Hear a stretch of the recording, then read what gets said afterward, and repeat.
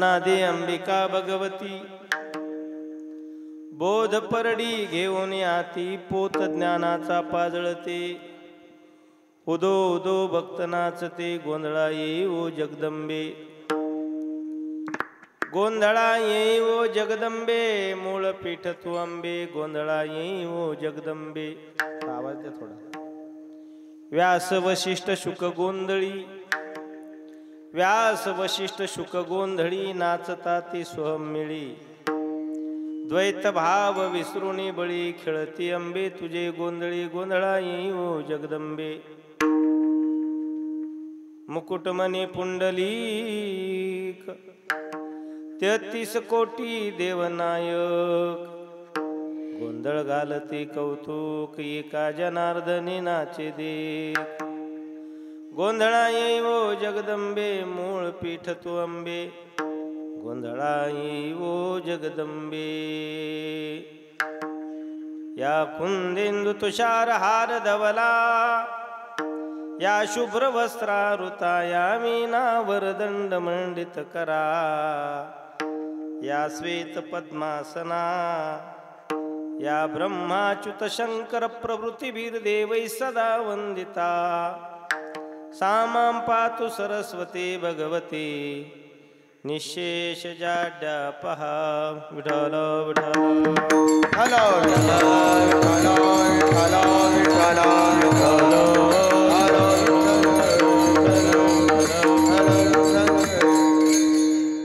महिम्ना पारन्ते परम विदुषोऽद्य सदृशी स्तुतिर्ब्रह्मादीनामपि तदवसन्नास्त्वयि गिर अथावाच सर्वस्वमति परिणामावधि गृह्णन् ममापेशस्तोत्रे हर निरपवाद परिकर महेशाना परो देवो महिम्नना परास्तुती आगोरांना परो मंत्रो नास्ते तत्वं गुरुपदम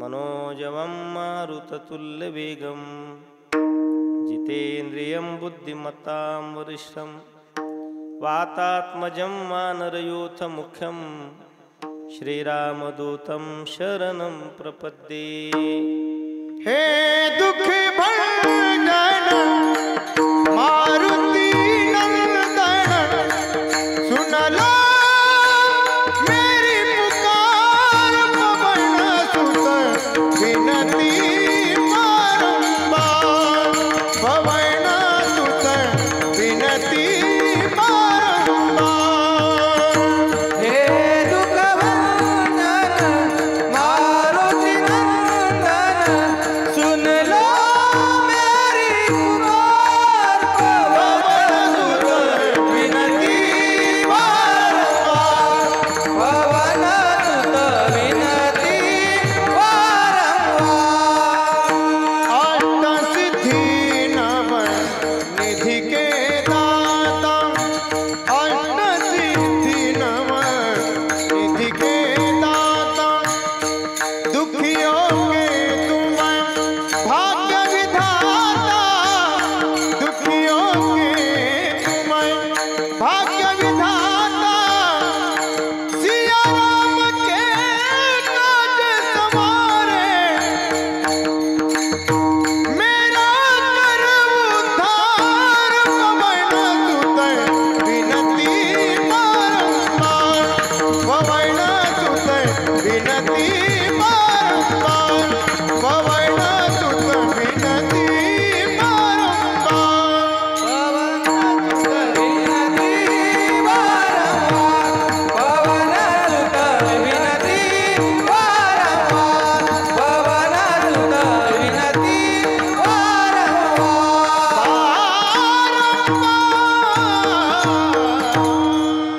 टाळ्या वाजवायचं सर्व.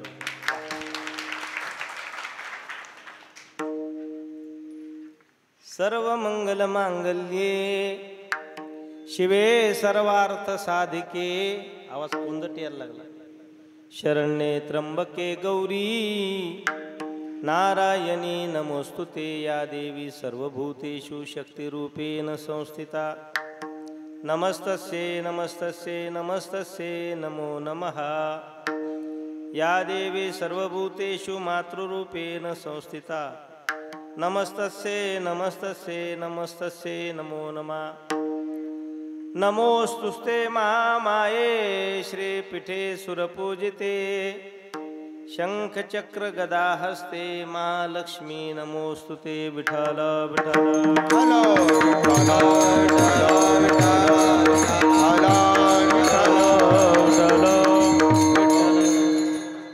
अनादि अंबिका भगवती बोध परडे घेऊन याती पोत ज्ञानाचा पाजळते उदो उदो भक्तनाचते गोंधळा येऊ जगदंबे. प्रस्तुत प्राप्त प्रसंगी प्राप्त स्थळी सेवेकरता निवडलेला अभंग श्रीमंत श्री पैठण निवासी शांतीब्रह्मनाथ महाराज यांचा गोंधळ या प्रकरणातील अतिशय महत्वाचा वारकरी संप्रदायामध्ये मान्यतेला प्राप्त झालेला हा नाथ महाराजांचा 3.5 चरणाचा अभंग सेवेकरता निवडलेला आहे. विडाल विडाल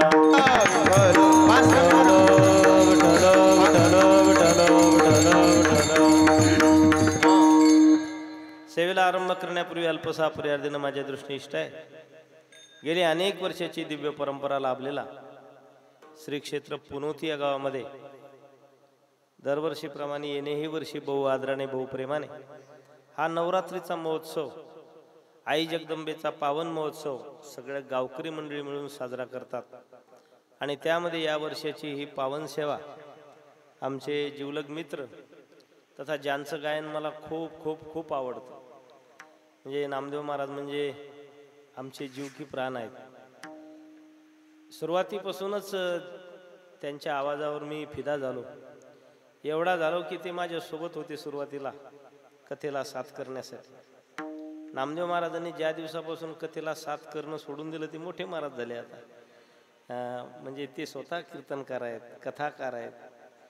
आणि म्हणून तेव्हापासून मी असं व्रतस्थ राहिलो की तेव्हापासून संगीत कथा करणं बंद केलं. एकटाच विना घेतो आणि रडत बसतो. पण दुसरे संगीताच्या व्यासपीठावर मला दुसरे सहन होत नाहीत. असले तरी माझं त्यांचं 7 दिवस सिद्धीला जाईल असं सांगता येत नाही. म्हणजे एवढं लाडकं व्यक्तिमत्व नामदेव महाराजांच्या माध्यमातून. आणि इथं आल्यानंतर हे वारकरी संप्रदायाचं धर्मधुरीणांचं गाव आहे. पुनोती गावाला कोण ओळखणार नाही, नाही का. आणि नामदेव महाराजांच्याच मुखातून तुमच्या गावचा कीर्तीचा सुगंध अनेक वेळेस आम्ही ऐकलेला आहे. नामदेव महाराज म्हणजे सारखा जप करतात तुमच्या गावाचा नावाचा सारखा सारखा जप करतात. एखादा मनुष्य एखाद्या देवाचं नावाचा जप करत असतील पण पुनोती गावाचा जप करताना आम्ही नामदेव महाराजांना पाहिलं. आणि म्हणून बरेच दिवसापासून इच्छा होती की पुनोती गाव केव्हा बघायला मिळेल. 42 वर्ष घालवावे लागले तेव्हा पुनोती दिसली. विठाला विठाला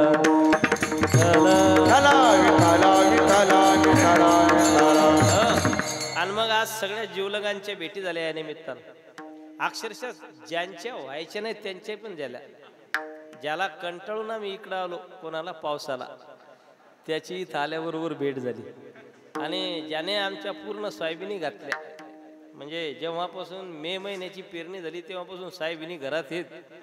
ज्यांच्यामुळं सोयाबिनी घरात आणि सोयाबिनी सुद्धा घरात येऊ शकत नाहीत अशा मेघराजाची भेट झाली. आणि मग इथं आल्यानंतर आमचे आदरणीय श्री मनोज महाराज यांची भेट झाली. आमचे जीवलग मित्र ताल सम्राट सोमनाथ बाबा यांची सुद्धा भेट झाली. आदरणीय महाराज शंकर बाबा याच गावचे आहेत. आणि खरंच मला वाटलं होतं बऱ्याच गावात शंकर मी पाहतो पण असे हाडकुळे असतात असे असतात. आणि मी पोरगा म्हणून घ्यायला लाज वाटते मला त्यांची कारण मी गणेश आहे. आणि शंकर मला या गावात फक्त म्हणजे माझ्या इच्छेनुरूप शंकर पाहायला भेटला तुम्हाला बाप म्हणायला हरकत नाही.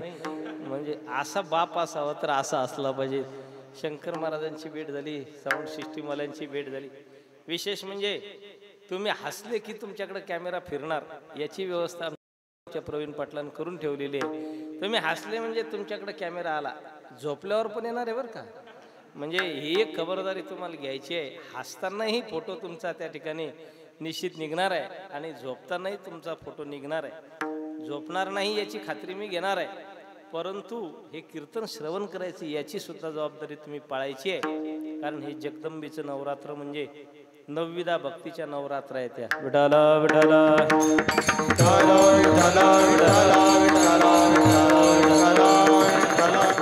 आणि ज्यांच्या सौजन्यातून ही सेवा साकारते ते एक महात्मा पुरुष आमचे स्वप्नीलजी गोळे, हा टवकीवाले. त्याचं ध्यान झालं मला, पण म्हटलं आता ते कीर्तनात असतील, फोन लावत होतो आमच्या इकडल्या गोळेला. म्हणलं सगळे गोळे एकदा गोळा करू आपण.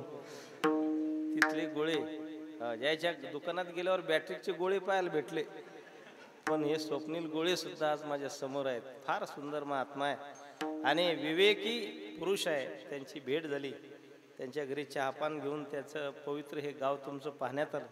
तुमच्या सगळ्या मायबापांच्या भेटी झाल्या. काय खरंच तुमच्या गावचं वातावरण आहे. आल्यापासून हे लक्ष्मण बापू सेवेत आहेत. आल्यापासून लहान मनुष्य जेवढा लहान असतो ना संदीप सर, त्याच्यापेक्षा लहान असणारा माणूस आहे.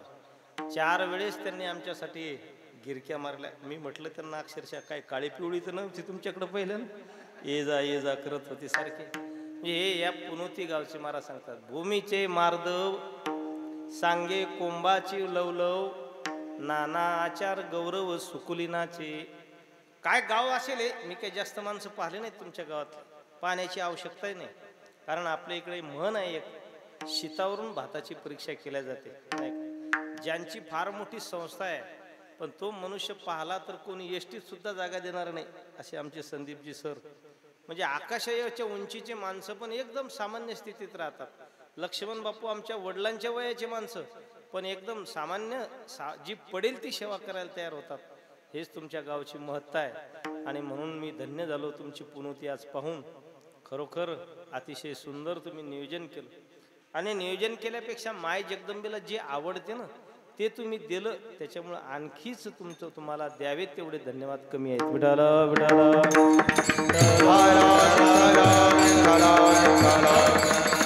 आज माझ्या वाट्याला तिथी सुद्धा अतिशय पावन आलेली. आज ललिता पंचमी आहे. आज पंचमीची तिथी आहे. आणि या जगदंबेला आवडते तरी काय. आम्ही येत असताना गावात आमची एंट्री होत होती आणि आरती चालू होती. आरती चालू असताना बरोबर आम्ही पंचमीलाच पोचलो. म्हणजे 5वं कडवं चालू होतं, अश्विन शुद्ध पक्ष, अंबा बैसली सिंहासनी. हो, मग आमच्या लक्षात आलं की आजची पंचमी आहे. आणि पंचमीला नवरात्रीच्या आरतीमध्ये देवीला काय आवडते त्याचं वर्णन आपल्याला पाहायला मिळते. पंचमीच्या दिवशी व्रत ते उपांगल लेतावो, अर्घ्यपाद्य पूजने तुझला भवानी सविते हो, रात्रीचे समयी करते जागरण हरे कथावो, आनंदे प्रेमे ते आले सद्भावे क्रीडितावो, उदो बोला उदो अंबाबाई माऊलितावो, उदो पार्वती माय महिमावर मोदितावो, उदो बोला. आपण याचा कधी विचारच केला नाही देवाला काय आवडतं. नाही काय, देवाला संगीत खुर्ची नाही आवडत. नाही अजिबात नाही आवडत. आणि या नाचणाऱ्या बायाचा गरबा तर अजिबात नाही आवडत. मानच्या धरणात न्यायला पाहिजेत नाचणाऱ्या बाया. हो, या गरबा घालून. पंचमीचे दिवशी व्रत ते उपांगल लेतावो, अर्घ्यपाद्य पूजने तुझला भवानी स्तविते वो, रात्रीचे समयी करते जागरण हरे कथा वो. याचा परिणाम काय होते. ती संतुष्ट होते जगदंबा. आनंदे प्रेमे त्याले सद्भावे क्रीडितावो, उदो बोला उदो अंबाबाई माऊलीचा वो, उदो कार्य गरजती काय महिमा वर्णोतीचा वो, उदो बोला उदो. याचा कधी विचारच केला नाही. आरती म्हणताना घामा जोखील होतो आपण. इतका नको नो. काय त्याच्यात लिहिलेलं त्याचं बिन पाय ना. नाहीतर मग टाळ्यात हाणणं चालल्या. सुख करता दुःख करता वार्ता इग्नाची, हिरवी पिवळी काळी पिवळी काही म्हणते त्याच्यात. नाही ना बाबा. त्याच्यामध्ये काय दडलेलं आहे याचा विचार करणं फार महत्वाचं आहे. हीच खरी भक्ती आहे. आणि म्हणून लक्षात घ्या, नवरात्र आपल्यासाठी ही सुलभ संधी भगवतीनं आपल्यासाठी सुलभ करून दिलेली आहे. बघा, 2च रात्रा साजऱ्या केल्या जातात या भारतवर्षामध्ये. आणि त्या 2 रात्राला अनन्यसाधारण महत्व आहे. लक्षात घ्या, 2च रात्र आहे. एक रात्र आहे म्हणजे ती दर महिन्याला येते, त्याला शिवरात्र म्हणतात. दर महिन्याला येते शिवरात्र. आणि दुसरी आहे नवरात्री, नाही का? लक्षात घ्या, ती शिवरात्री आहे, ती दर महिन्याला येते, पण सगळ्यात मोठी त्याच्यातली एक येते वर्षातून एकदा, तिला म्हणतात महाशिवरात्री. पर्व काळ आहे, महाशिवरात्री साजरी केलीच पाहिजे. कशासाठी सांगतो, इथं महादेव सुद्धा आहेत तुमच्या इथे, नाही का? आणि म्हणून भगवान सदाशिव, सुंदर लिंग आहे भगवंताच, बापरे, प्रसन्न मुद्रेत सदाशिव इथं बसलेले. कसल्याही प्रकारची कमतरता तुमच्या गावामध्ये नाही, इथून पुढेही पडणार नाही. हे साक्ष देव देत असतात. गावातलं दैवत सांगत असते की गावाची रेखाटणी कशी झालेली आहे. अतिशय प्रसन्न लिंग आहे तुमच्या गावामध्ये, आणि म्हणून देव प्रसन्न आहेत. देव कधी प्रसन्न असतात माहिती आहे? गावकऱ्याची साधना चांगली असली, गावातली साधना चांगली असली, माणसं चांगली असले, त्यावेळेस देव सुद्धा प्रसन्न असतात. बरेच लोक म्हणतात आमच्या गावचा देव जागृत आहे, बाकीच्या गावचे देव झोपलेले नसतात. माणसं साधणारच असले म्हणजे देव सुद्धा जागृत असतो. आणि म्हणून तुमच्या गावातले सात्विक लोक आहेत, निश्चित माता मावल्याही चांगले आहेत, पुरुष वर्गही चांगला आहे, आणि म्हणून देवाची प्रसन्नता कायम आहे. जेवढे महादेव चांगले आहेत तेवढेच मारुतीराय चांगले आहेत. आणि म्हणून अतिशय सुंदर योग नामदेव महाराजांच्या प्रेमाच्या आशीर्वादाने माझ्याकडे हा प्राप्त झाला. विठाला विठाला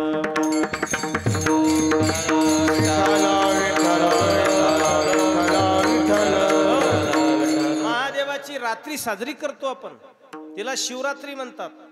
आणि या जगदंबेची रात्री साजरी करतो, हिला नवरात्री म्हणतात. आणि मग हे नवरात्र आहे. दोन नवरात्र महत्वाचे मुख्य आहेत. एक वासंतिक नवरात्र आहे, लक्षात घ्या. वासंतिक म्हणजे कोणतं? वसंत ऋतूमध्ये येतं, चैत्र महिन्यामध्ये, नाही का? महाराज वर्णन करतात, उत्तमा चैत्र मास, ऋतू वसंताचा दिवस, शुक्ल पक्षी नवमी, उभे शूरवरते योमी. रामप्रभूचा जेव्हा जन्म येतो ना, त्याच्या दुसऱ्या दिवशी संपते. ते वासंतिक नवरात्र आहे, वसंत ऋतूतलं नवरात्र आहे. पण वसंत ऋतूच्या नवरात्राला जास्त महाराष्ट्रामध्ये किंमत नाही. या महाराष्ट्राला शारदीय नवरात्राला जास्त महत्व आहे. शारदीय नवरात्र म्हणजेच कशाचं हो? शरद ऋतूमध्ये येणाऱ्या नवरात्राला शारदीय नवरात्र म्हणतात. हा शरद ऋतू चालू आहे सध्या. शरद ऋतू आलीच आता पौर्णिमा, या पौर्णिमेला शरद पौर्णिमा म्हणतात. याच पौर्णिमेला कोजागिरी पौर्णिमा म्हणतात. याच पौर्णिमेला दूध हाटायची, दुधाची पेड्याची पौर्णिमा म्हणतात. हा, खायचं तेवढं सगळं माहिती आहे आम्हाला. खायचं काही असलं ना तर ते सगळं माहिती आहे, फक्त देवाच्या भक्तीचंच आम्हाला माहिती नाही. ही खेदाची बाब आहे. हा शरद पौर्णिमा आहे, आणि शरद ऋतू असल्यामुळे शरद ऋतूमध्ये येणाऱ्या नवरात्राला शारदीय नवरात्र म्हणतात. आणि या शारदीय नवरात्राला अनन्य साधारण महत्व आहे. विडाला विडाला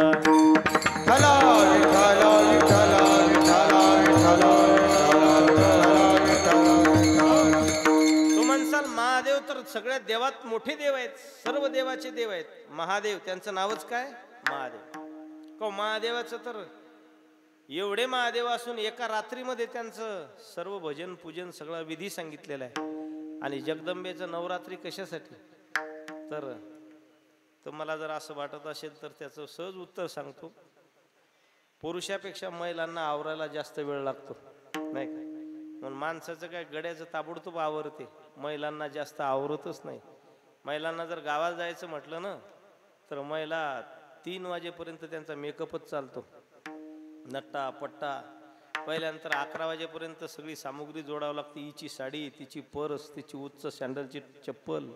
आता नवीन चप्पल निघल्या. आमच्यासारखी छोटी गाडी जर असली तर त्याच्या उड्डाणपुलाच्या खालून जाईल.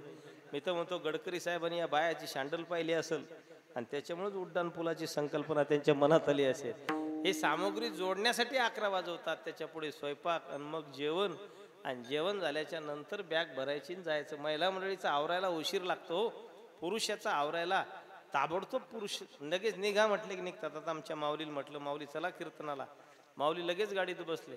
महिलांना जर म्हटलं चला तर नाही, त्याच्या पुढे महिलांचं सगळं प्लॅनिंग, त्याच्या पुढे आवरणं, त्याच्या पुढे नटापट्टा वगैरे काय काय असेल ते सगळं उरकावं लागतं. म्हणून या ठिकाणी मातीचं नवरात्री त्या ठिकाणी दिलेले आहेत. महादेवाची शिवरात्री एकच रात्र आहे.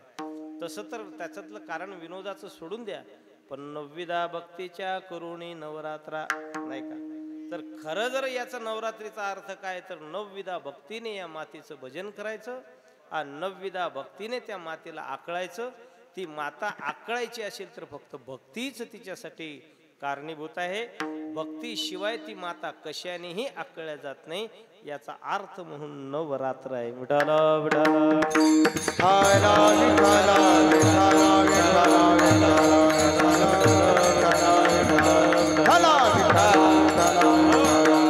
आणि म्हणून असा नवरात्रीचा हा आई जगदंबेचा जागर आपण ही सगळी गावकरी मंडळी म्हणून साजरी करतात. आणि त्यामध्ये ही पंचमीची सेवा माझ्या वाट्याला आली. भाग्यवान आहे मी. जगदंबेला भजन पूजन कीर्तन फार आवडतं. पंचमीचे दिवशी व्रत ते उपांग ललिता वो अर्घ्य पाद्य पूजने तुझला भवानी स्तविती वो रात्रीचे समयी करते जागरण हरे कथा वो. रात्रीच्या समयी कथा कीर्तन केलं ना, तिचं गुणगान केलं ना, तर तिला खूप आवडतं. कारण गुणगान अशी वस्तू आहे, गुणगान केल्यानंतर निराकार भगवान परमात्मा सुद्धा सगुण साकार होतो. पण देवाला आकळायचं असेल तर एक अभंग तुकोबाऱ्याने तयार केलेला आहे. श्री अनंता मधुसूदना पद्मनाभा नारायणा जगद्व्यापका जनार्दना आनंद गणा विनाशा सकळ देवाधिदेवा कृपाळू आजी केशवा महानंदा मानुभवा सदाशिवा सजरूपा. हा अभंग म्हणायचा. या अभंगाने निराकार भगवान परमात्मा नराकार होतो. म्हणजे निर्गुण निराकार भगवान परमात्मा नराकार म्हणजे माणसाच्या आकाराचा सुद्धा होतो. रामकृष्ण हे मनुष्य रूपातच अवतीर्ण झाले. म्हणून देवाला आकळायचं असेल तर भक्ती फार महत्वाची आहे.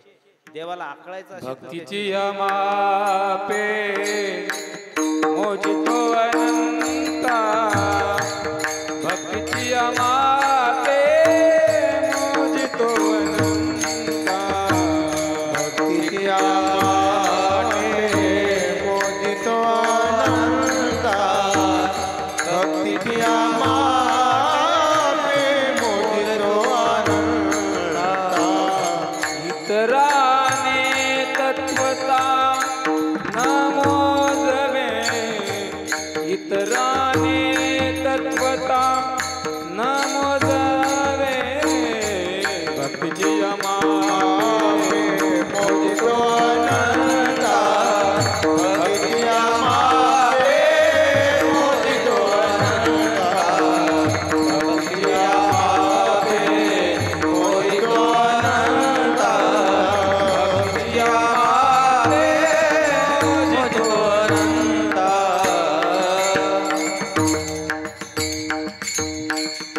सुंदर प्रमाण दिलं आमच्या मनोज महाराजांनी.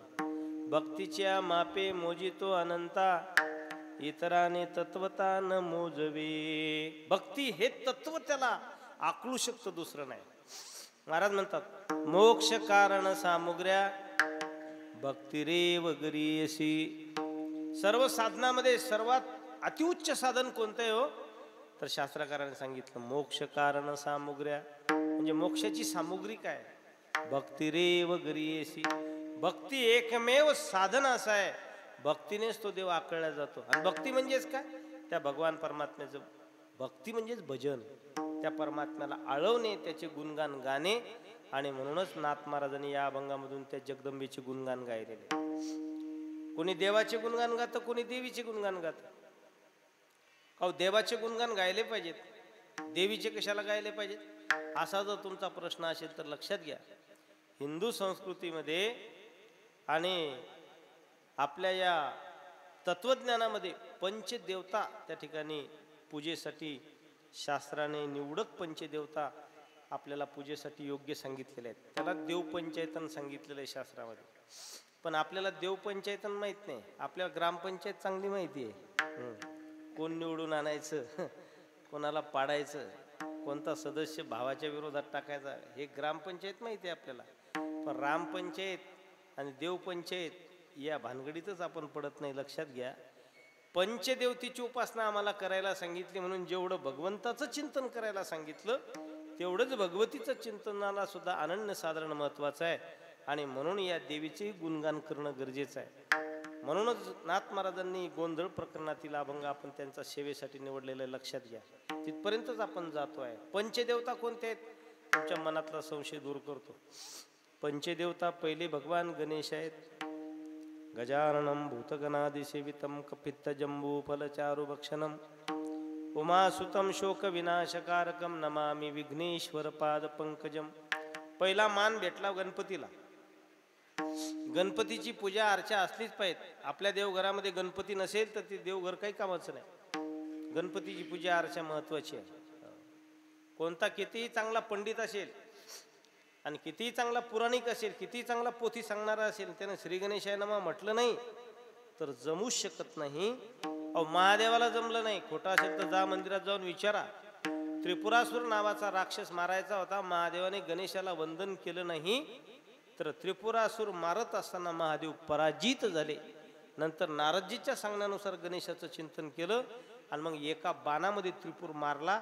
नामदेवरायाचा अभंग प्रसिद्ध आहे, आपण सांगतो पाहतो. त्रिपुरावदे गणाधिपती हरे पूजेला भावे भक्ती.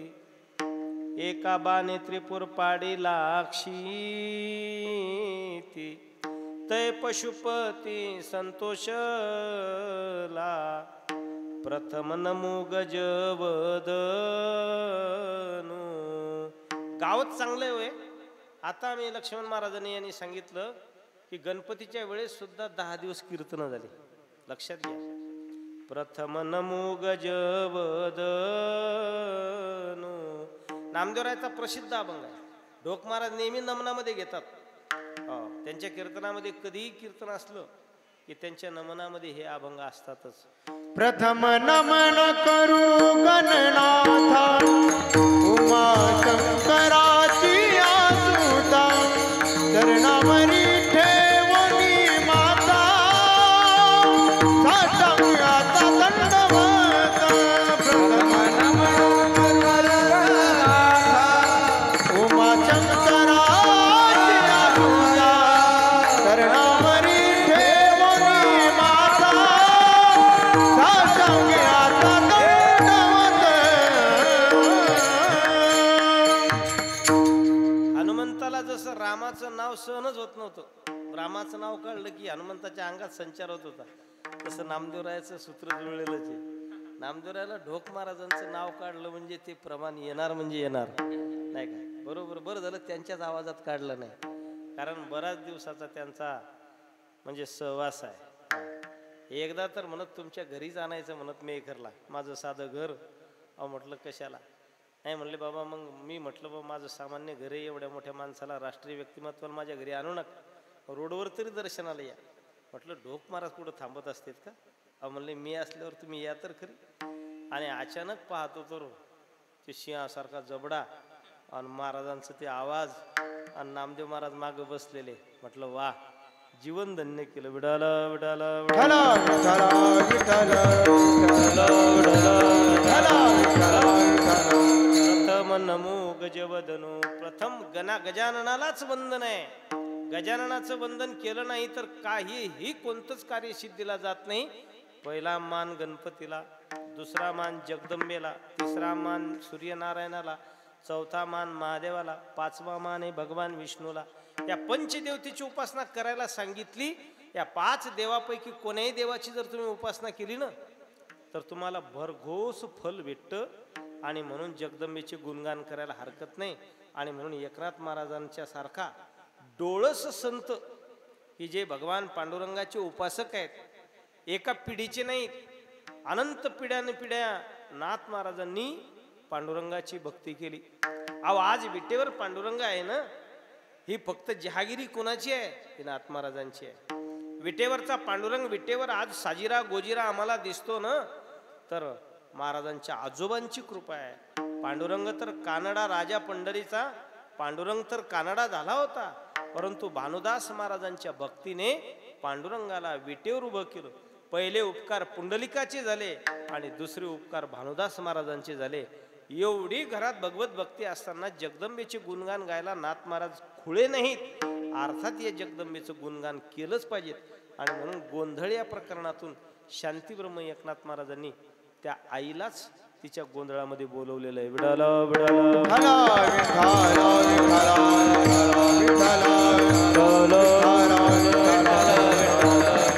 विठ्ठल गोंधळ म्हणजे तिचा जागर, गोंधळ म्हणजे तिचंच उद्घोष, गोंधळ म्हणजे तिचंच चिंतन, तिचंच नामस्मरण, तिचेच गुणानुवाद गायने, यालाच गोंधळ म्हणतात. फार सुंदर प्रकरण आहे. शांतीब्रह्मनाथ महाराजासारखा बुद्धिमान साधू या तिन्ही त्रिभुवनामध्ये होणार नाही. काय शक्ती होती शांतीब्रह्माची. पण हा अभंग किती चरणाचा निर्माण केला? 3.5 चरणाचा. नाथ महाराजांचं ज्ञान किती? समुद्रासारखं. समुद्रासारखं म्हणतो, त्यांच्या नाथसागर सारखं नाही. नाथसागर तर तोकडा आहे, समुद्रासारखं ज्ञान आहे नाथ महाराजांचं. अहो, नाथ महाराजांच्या देहांतानंतर गावबाने साक्षात रामायण सांगावं, त्यांच्या घरी पुरणपोळी खाणाऱ्या गावबाने जर रामायण सांगावं, एवढी जर शक्ती असेल नाथ महाराजांची, तर ते नाथ महाराजांनी 4 चरणाचा अभंग लिहायला पाहिजे होता, 5 चरणाचा लिहायला पाहिजे होता, 6 चरणाचा लिहायला पाहिजे होता, 7 चरणाचा लिहायला पाहिजे होता. पण 3.5 चरणाचा का लिहिला? याचा अर्थ एकनाथ महाराजाकडे शब्द कमी होते, एकनाथ महाराजाकडे ज्ञान कमी होतं, आणि म्हणून नाथ महाराजांनी 3.5 चरणाचा अभंग देवीचा लिहिला, अशातला अर्थ नाही. एकनाथ महाराज बुद्धिनिष्ठ संत होते. एकनाथ महाराजांना माहीत होते या जगदंबेची पीठ किती आहेत. या महाराष्ट्रामध्ये या जगदंबेची पीठ 3.5 आहेत, आणि म्हणून 3.5 पीठामध्ये विस्तारित झालेली जगदंबेचे गुणानुवाद मी 3.5 चरणामध्येच करील. म्हणून 3.5 चरणाचा अभंग आहे गोंधळ या प्रकरणात. विठाल विठाल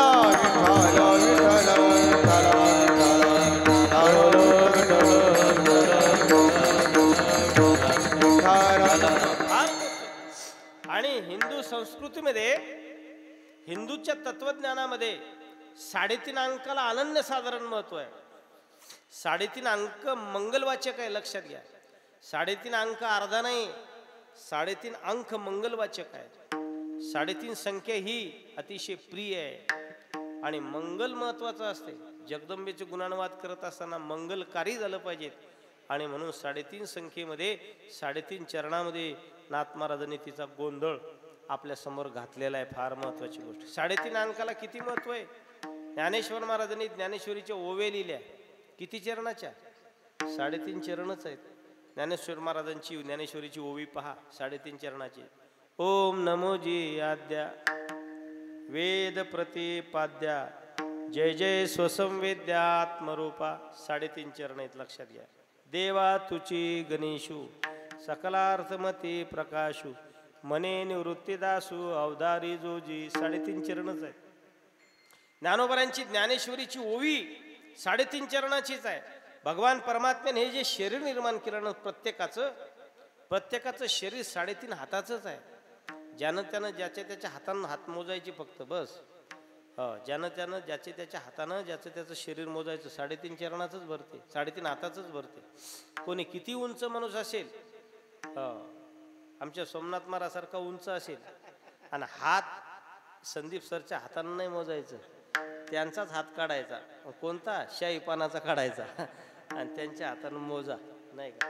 3.5 हाताचाच भरतात, लक्षात घ्या. मग एवढं शरीर, मानव शरीर निर्माण करत असताना ब्रह्मदेवाने तिथे सुद्धा 3.5 अंक जपला. हे 3.5 हाताचं शरीर आहे. कबीर महाराज वर्णनही करतात हे शरीर कसं आहे. महाराज वर्णन करतात. औट हाथ का देह अल्लाह ने तुझ दिया, औट हाथ का देह तुझे दिया, औट हाथ का देह, औट हाथ का मानव देह अल्लाह ने तुझ दिया, औट हाथ का मानव देह अल्लाह ने तुझे दिया. खाया पिया सुख से सोया नाहक जमाना खोया. खाया पिया सुख से सोया नाहक जमाना खोया. खाया पिया सुख से सोया, खाया पिया रे सुख से सोया नाहक जमाना. भजे मन नारायण, भजे मन नारायण, भजे मन नारायण, भजे मन नारायण, भजे मन नारायण, भजे मन नारायण, भजे मन नारायण, भजे मन नारायण.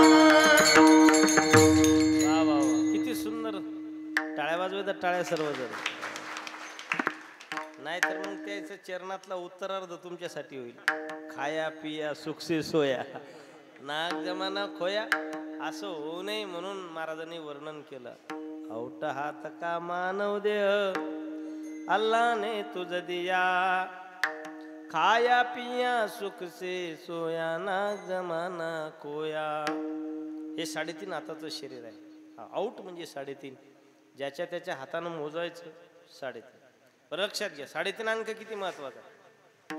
हे शरीर निर्माण केलं भगवान श्री नारायणाने. या शरीरातले रोम किती? रोम म्हणजे छिद्रांची संख्या. केस अंगावरचे केस किती हे जरी मोजायचे असतील तर म्हणसार आता हे काय अवघडच गणित काढलं महाराजांनी. हे संकेत कोशामध्ये याचं वर्णन आलेलं आहे 3.5 अंकाचं. हे तुम्हाला सांगतो. शरीराचे जे रोम आहेत हे रोमही 3.5 कोटी आहेत. एका व्यक्तीच्या अंगावर 3.5 कोटी रोम असतात, छिद्र असतात, जिथून घाम बाहेर येतो. लक्षात घ्या. 2 मिले 4 खिले 20 रहे करजोर, सज्जन को सज्जन मिले बिहसी 7 करोड. एका ठिकाणी 2 साधू मिळण्यानंतर किती जण एकत्रित येतात याची संख्या सांगितलेली. त्याच्यावरून शास्त्रकारांनी एका माणसाच्या रोमाची संख्या किती याचा निवाडा केलेला आहे. 2 मिले म्हणजे 2 साधू मिळतात. 4 खिले 4 हसतात. या साधूचे 2 डोळे आणि त्या साधूचे 2 डोळे. 20 रहे करजोर, या साधूचे 10 बोट आणि त्या साधूचे 10 बोट. किती झाले? 20 रहे करजोर. और सज्जन को सज्जन मिले. समजा सज्जन तुमच्या भागात एक सज्जन संत होऊन गेले. त्यांचं नाव शंकरसिंह महाराज नाही का. शेजारीचे तुमच्या इथं समाधी आष्टुल पाष्टुल लांब नाही, आष्टुल पाष्टुलला असे महान संत किंवा मुंगसाजी महाराज सारखे सत्पुरुष तुमच्या भागामध्ये महान संत होऊन गेले. असे 2 साधू पुरुष भेटत असताना बिहसे 7 करोड. किंवा शंकरसिंह महाराज गजानन महाराजांना भेटायला गेले आणि समर्थाला भेटायला गेल्यानंतर 2 साधू भेटतात. 20 रहे करजोर, सज्जन को सज्जन मिले बिहसी 7 करोड. म्हणजे एका साधूच्या अंगावरची रोम 3.5 आहेत, 3.5 कोटी आहेत आणि दुसऱ्याच्या 3.5 कोटी आहेत. प्रत्येक माणसाची तीच संख्या आहे. आणि मग कोण जर विचारलं तर काय गोंधळात पडायचं नाही, डायरेक्ट 3.5 सांगून द्यायचं. शरीर 3.5 हाताचं आहे. ज्ञानोबरांची ओवी 3.5 हाताची नाही 3.5 चरणाची आहे. माणसाला मुहूर्त सुद्धा हिंदू तत्वज्ञानामध्ये 3.5 सांगितलेले आहेत. मुहूर्त किती आहेत? हिंदू धर्मामध्ये मुहूर्त सुद्धा 3.5 आहेत. फार महत्वाचे मुहूर्त आहेत. 3.5 मुहूर्तापैकी एक मुहूर्त आला, आता जवळ आला, त्याला दसरा म्हणतात. लक्षात घ्या. दसरा झाला की आलाच लगेच दुसरा दिवाळी पाडवा, त्याला सुद्धा पूर्ण मुहूर्त म्हणतात. किती भाग्यवान आहे आपण. त्याच्यानंतर एक मुहूर्त येतो त्याला वर्षप्रतिपदा म्हणजे गुढीपाडवा म्हणतात. तो पूर्ण मुहूर्त आहे. आणि अक्षय तृतीया तो अर्धा मुहूर्त आहे. मुहूर्त सुद्धा 3.5 आहे. 3.5 अंकाला फार अनन्यसाधारण महत्व आहे मायबाप. वाद्य सुद्धा 3.5 आहेत. त्या 3.5 वाद्यापैकी वारकरी संप्रदायाकडेच 3 वाद्य आहेत. काय वारकरी संप्रदाय श्रीमंत आहे. अनेक पंथ आले आणि अनेक पंथ गेले आणि अनेक पंथ जाणार. वारकरी संप्रदाय कधीच जाणार नाही. कारण वारकरी संप्रदायाकडे 3.5 वाद्यापैकी 3 वाद्य संप्रदायाकडे उपलब्ध असल्यामुळं संप्रदाय कधीच नष्ट होऊ शकत नाही. लक्षात घ्या.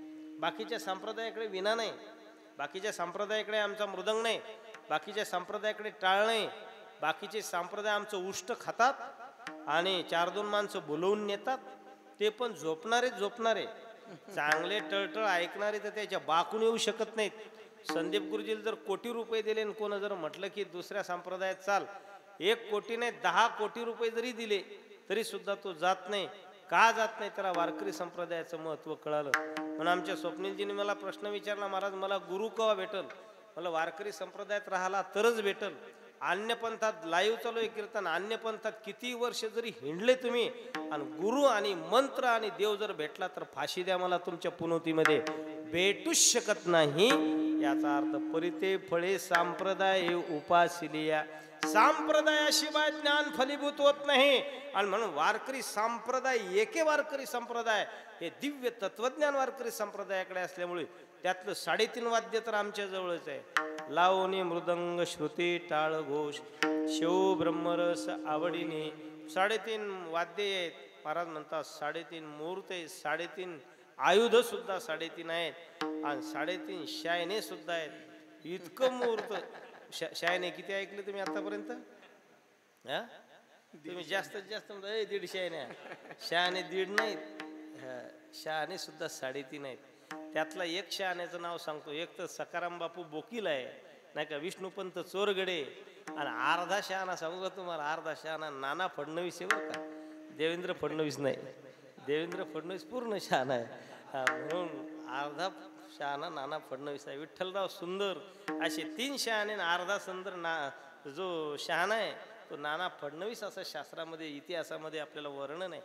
3.5 अंक इतका चांगला आहे.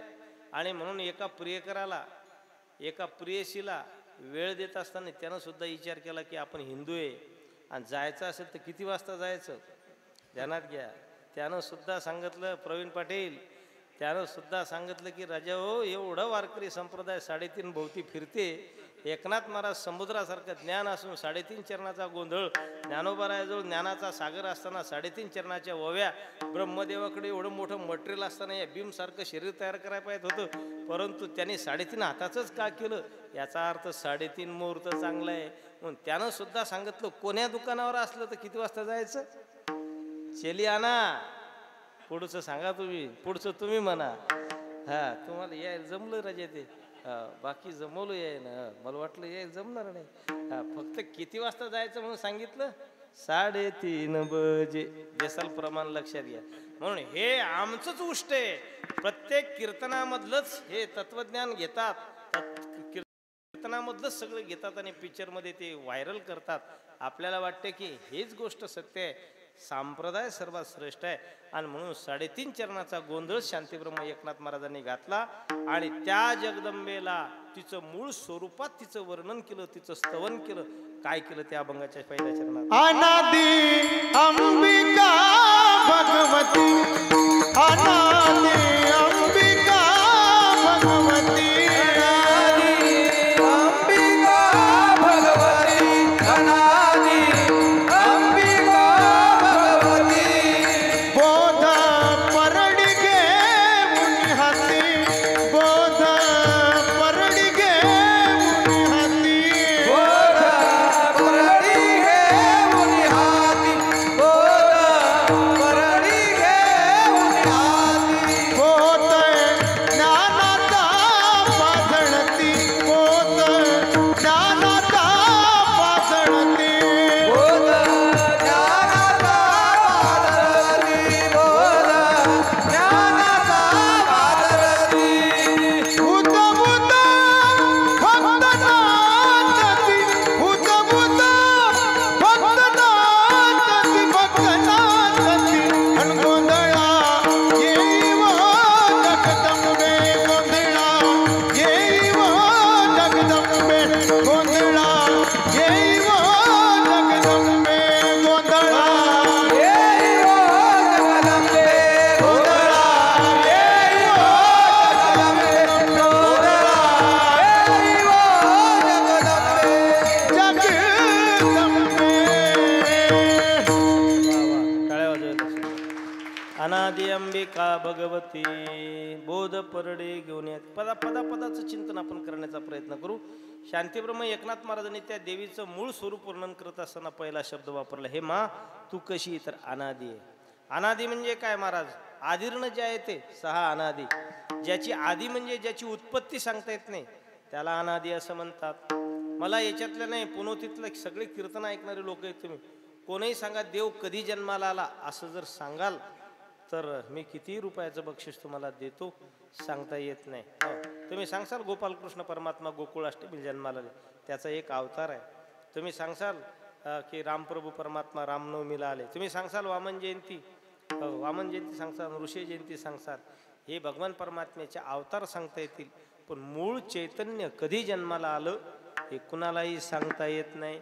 आणि म्हणून 6 पदार्थ शास्त्रामध्ये, षडस्माकम अनादया, 6 पदार्थ अनादि सांगितले शास्त्रात. त्या 6 पदार्थापैकी ब्रह्म आणि त्याची माया हे 2 तत्व मी तुम्हाला सांगतो, ज्याच्याशी आपल्याला काम आहे. ते 2 तत्व फार महत्वाचे आहेत. ती माया म्हणजेच ही जगदंबा, ती माया म्हणजेच ही भवानी, भावाची ही पत्नी म्हणून ही भवानी आहे. आणि म्हणून महाराज ही सुद्धा शास्त्रामध्ये अनादी सांगितली. हिची सुद्धा उत्पत्ती शास्त्राला कळाली नाही, किंबहुना हिची सुद्धा उत्पत्ती झालेली नाही. आणि म्हणून आदिर्न जायते सहा अनादी शास्त्रामध्ये हिचं अंतिम गंतव्य महाराज कोणताही मंतव्यवाला साधू असला तरी हिचं मंतव्य प्राप्त होऊ शकत नाही. किती प्राप्त करण्याचा प्रयत्न केला तरी नाही. फक्त क्वचित एखादा साधू असतो, वैष्णव असतो, त्यालाच ही माया आकळल्या जाते. नाहीतर तुमच्या आमच्या सारख्याला ही माया फार जर्जर करून सोडते महाराज. एक साधू आहेत आळंदीमध्ये, त्यांचं 4 अक्षराचं नाव आहे, त्यांचं नाव आहे ज्ञानदेव. त्यांचं नाव घेतलं ना तर ही माया फार घाबरते. ज्ञानदेव म्हणता माया गेली समूळ विलया, गेली समूळ विलया, गेली समूळ विलया.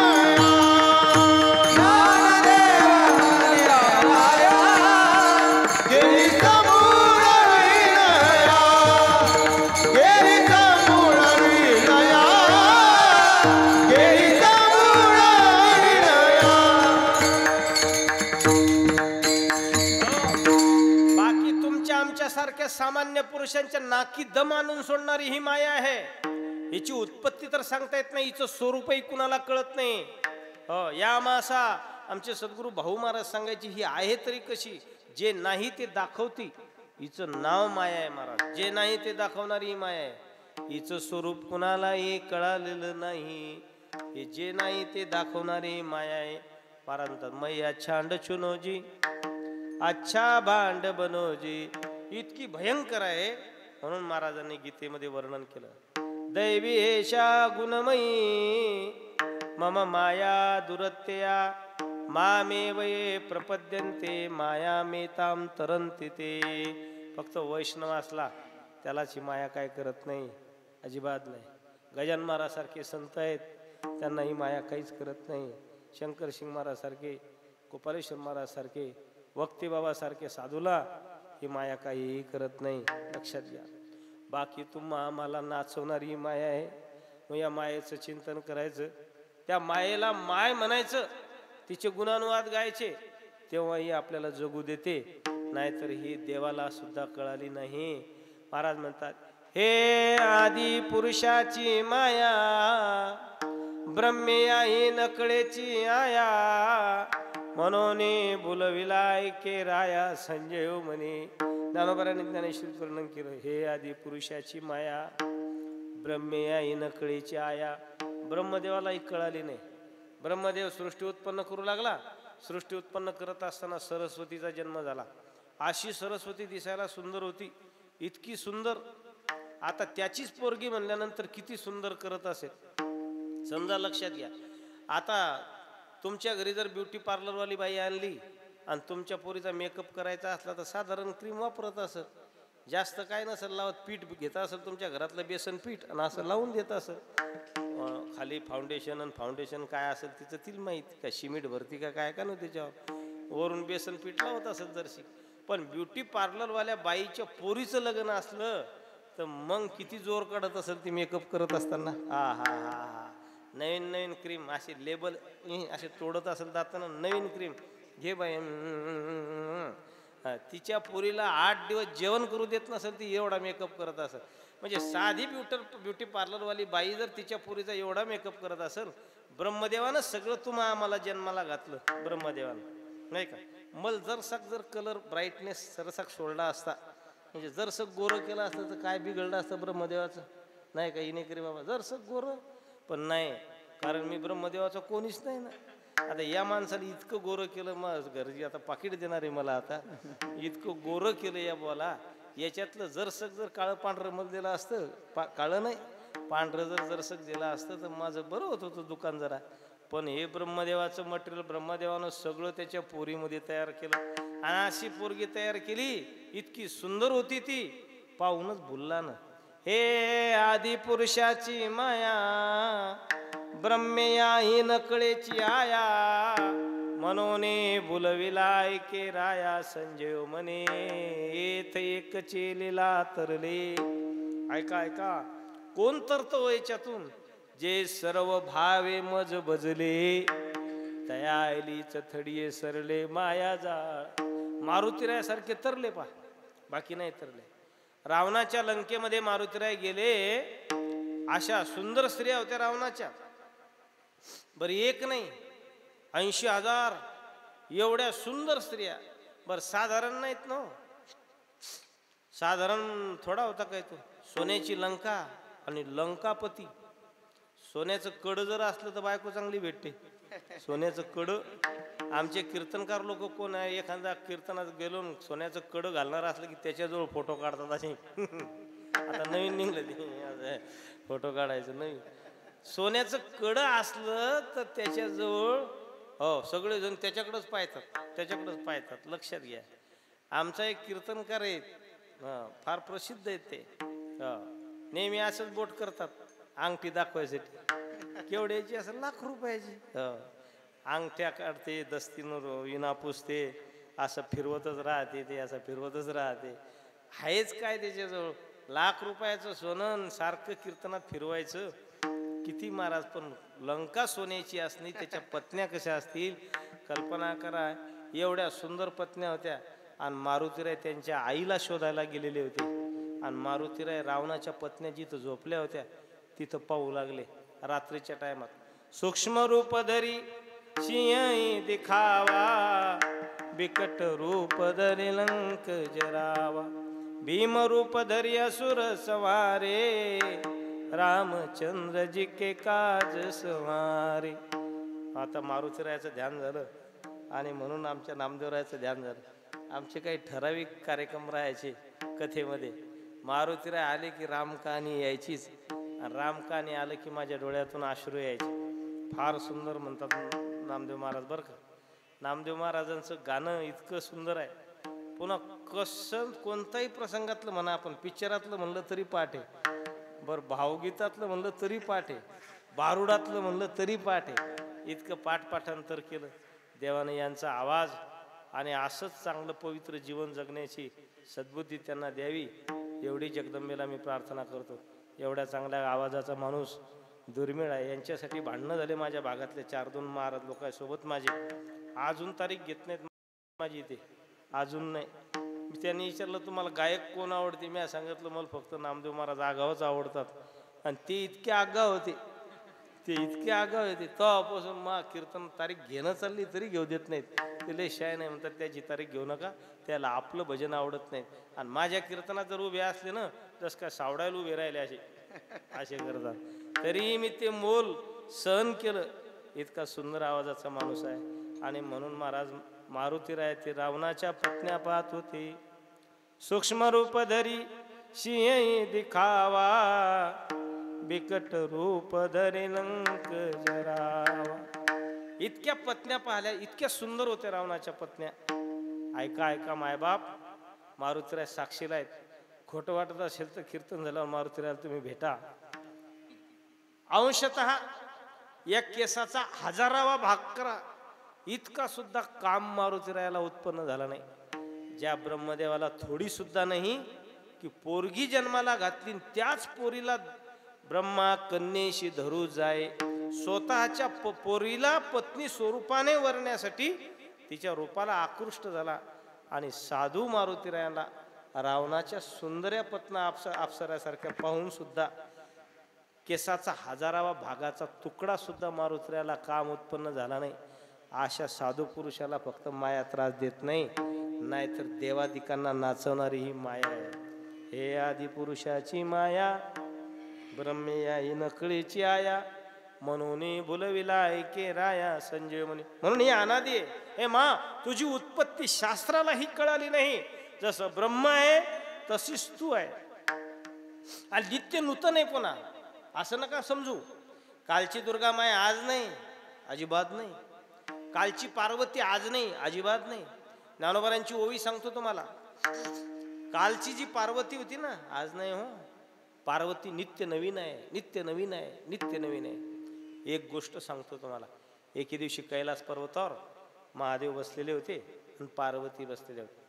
दोघं पती पत्नी बसल्यानंतर काय गप्पा केल्या पाहिजेत हे तिथं कैलास पर्वतावर गेल्यावरच समजल, किंवा कथा ऐकली तरच समजल. नाहीतर हल्लीच्या काळात दोघं पती पत्नी बसले आणि काय गप्पा करत असतील तर राम जाने, तुमचं तुम्हालाच माहीत. परंतु पार्वती अशी महान धर्मपत्नी होती आणि महादेव असे महापुरुष होते की त्या दोघा पती पत्नीचा नेहमी संवाद शास्त्र संवादच असायचा. आणि त्या दोघा पती पत्नीच्या संवादातूनच सगळे ग्रंथ तयार झालेले आहेत. विडाला विडाला हला विठाला विठाला विठाला विठाला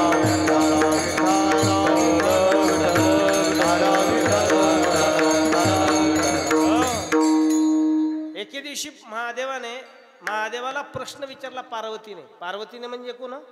या दुर्गा मातेनं, बरं का. हिच्यापासूनच सगळ्या देवी देवतांची उत्पत्ती हिच्यापासूनच आहे, जगदंबेपासून. म्हणून मूळ पीठ तिला म्हटलेलं आहे. लक्षात घ्या, वेळ जर झाला तर सांगता होणार नाही म्हणून आधी सांगून ते तुम्हाला. हिच्यापासून सगळं जगत उत्पन्न झालेलं आहे. आणि म्हणून हे जगदंबा एक दिवशी भगवान महादेवाला प्रसन्न करून विचारती झाली. सदाशिव कैलास पर्वतावर बसलेले होते आणि महादेव प्रसन्न पाहून पार्वतीने प्रश्न विचारला. फार सुंदर प्रश्न होता. पार्वतीने विचारला प्रश्न, भगवान अर्जुनाला भगवंताने जे गीता तत्व सांगितलं कुरुक्षेत्रावर, कृपा करून मला सांगा ना, हिंदूंचा धर्मग्रंथ जी गीता आहे ते गीता तत्व नेमकं कसं आहे हे कृपा करून मला सांगा, असा प्रश्न भवानीने शंकराला विचारला. त्यावेळेस महादेव पार्वतीला काय म्हणतात लक्षात घ्या, म्हणजे आपला चालू कीर्तनाचा विषयाचा खुलासा होऊन जाईल. एके दिवशी ज्ञानोबारायांनी त्याचं वर्णन केलं ज्ञानेश्वरीमध्ये. तेत हरू मने नेनिजे देवी जैसे का स्वरूप तुझे, तैसे गीता तत्व जाणे जे नित्य नूतन. गीता तत्व कसं आहे? नित्य नूतन आहे. बापरे, कसं काय? महादेवानं उदाहरण सांगितलं फार सुंदर. सांगू तुला गीता तत्व कसं आहे? गीता ही नित्य नूतन आहे आणि पार्वती तुझं स्वरूप जसं नित्य नूतन आहे ना, तसंच गीता तत्व नित्य नूतन आहे. जे भगवद्गीता वाचतात ना त्यांना काल समजलेला अर्थ उद्या नाही, त्याचा पलीकडला समजतो. उद्या त्याच्यापेक्षा पलीकडला समजतो, परवा दिवशी त्याच्यापेक्षा जास्त समजतो, त्याच्यापेक्षा आणखी जर वाचाल तुम्ही तर आणखी जास्त समजतो. आणि एक दिवस तुम्ही गीतामय होऊन जाल, इतकी शक्ती या गीता तत्वामध्ये आहे. आणि म्हणून आपल्या देशाचे पंतप्रधान इतर देशामध्ये जातात, महापुरुष ज्यांचं नाव सन्माननीय महामहिम पंतप्रधान आपले नरेंद्र मोदी साहेब आहेत ना. पाश्चात्य देशामध्ये गेल्यानंतर त्या देशात काय देतात त्या राष्ट्राध्यक्षाला भेट? फक्त श्रीमद भगवद्गीता देतात. आणि ते राष्ट्राध्यक्ष सुद्धा ऐकून ती गीता वाचून अतिशय प्रसन्न होतात. गीता नित्य नवीन आहे आणि म्हणून बाकीचे ग्रंथ तरी सामान्य आहेत पण गीता नित्य नूतन आहे. तसंच महादेव म्हणतात, पार्वती तुझं जसं स्वरूप आहे ना तसं गीता तत्व आहे. विडाला विडाला विडाला विठाला विठ्ठल विठाला विठाला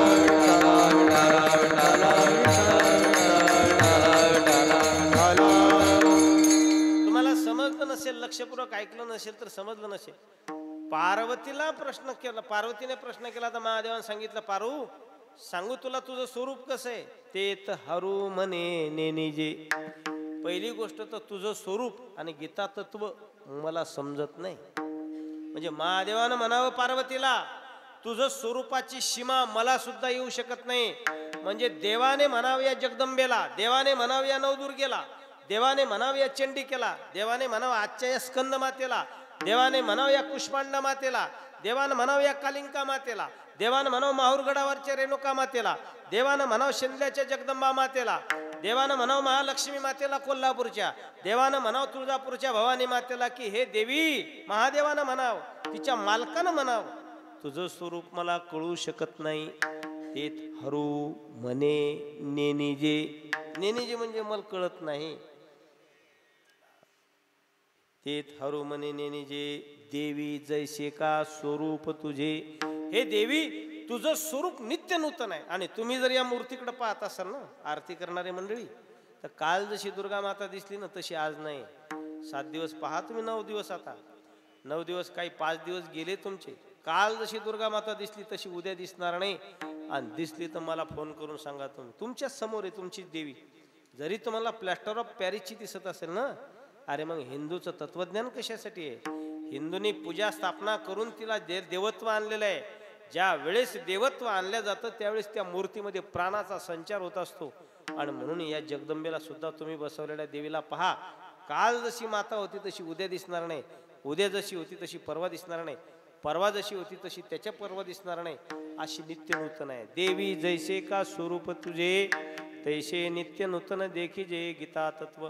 जशी जगदंबा महाराज नित्य नूतन आहे आणि म्हणून नवनवीन आहे आणि म्हणून हिच्या स्वरूपाचा अंत पार सदाशिवासारख्या देवादिकांना सुद्धा कळू शकत नाही. आणि म्हणून शास्त्रानं तिला अनादी म्हटलेलं आहे. अनादी. चला पुढे जावं लागते. कीर्तनात काय जास्त वेळ थोडं सांगता येते. दुसरा शब्द वापरला अंबिका. अंबिका म्हणजे काय? आंबा. आंबा म्हणजे काय? आंबा म्हणजे माता. आंबा म्हणजे माता. लक्षात घ्या. आंबा म्हणजे आंब्याचा रस नाही, मँगो. हो, आंबा म्हणजे मँगो नाही. नाहीतर तुम्हाला आंबा माहिती आहे पोरं, कोणता ज्यूस पिता रे तुम्ही? मँगो. मँगो. आंबा आंबा आंबा. आंबा म्हणजे माता. लक्षात घ्या. आणि म्हणून तुमच्या इकडे सर्वाधिक जास्त गायी या अकोला जिल्ह्यात आहेत बरं का. आनंदाची गोष्ट आहे. आज आम्ही इथं जेवायला गेलो एका घरी, तिकडून येताना 5-10 गायी लागल्या. एकदम सुंदर गायी, अतिशय सुंदर. अकोला जिल्ह्यासारख्या आणि बुलढाणा जिल्ह्यासारख्या गायी महाराष्ट्रात सुद्धा नाहीत. आणि म्हणून भाग्यवान आहेत तुम्ही की अशा गायीने संपन्न असणाऱ्या जिल्ह्यामध्ये. आणि याला कारण पाचपूर बाबांचं फार मोठं योगदान आपल्या भागामध्ये असल्यामुळे ते ज्येष्ठ गोसेवक आहेत. त्यांच्यामुळे गायीला सुद्धा नवचैतन्य निर्माण झालं. असे राष्ट्रपुरुष निर्माण होणं गरजेचं आहे, ज्या योगाने गायी, साधू, संत आणि हे सगळे आश्रम त्या ठिकाणी सुरक्षित राहतात. फार महत्वाची गोष्ट आहे. गावरान गाईचं वासरू आपल्या आईला हाक मारते. काय म्हणते हो? काय म्हणते माहिती आहे तुम्हाला? गावरान गाईचं माच म्हणते, पण गावरान गाईचं वासरू त्याच्या आईला हाक मारते. अंबा. काय म्हणते? अंबा. अंबा. फक्त त्याला वाणी स्पष्ट नाही. वाणी एकाच शरीराला देवानं दिली, त्या शरीराचं नाव आहे मनुष्य शरीर. आणि म्हणून तर नामस्मरण करायला सांगितलं. पण या शरीराने नामस्मरण करायचा कटाळा आहे. गावरान गाईचं वासरू सुद्धा त्याच्या मायला हाक मारते, आंबा म्हणते. आंबा. तुम्हाला काय वाटते ते काय म्हणत असेल? गणेश महाराज हुंबाड. हुंबाड. गणेश महाराज हुंबाड. गणेश महाराज हुंबाड. हुंबाड नाही म्हणत ते, आंबा म्हणते ते. आंबा. हुंबाड. मांग बोर्ड पाहिजेत मग समजते तुम्हाला. हुंबाड. गणेश महाराज हुंबाड. हुंबाड नाही म्हणत ते, आंबा म्हणते गावरान गाई. फक्त त्याला वाणी स्पष्ट नसल्यामुळे ते म्हणते आंबा. अंबा.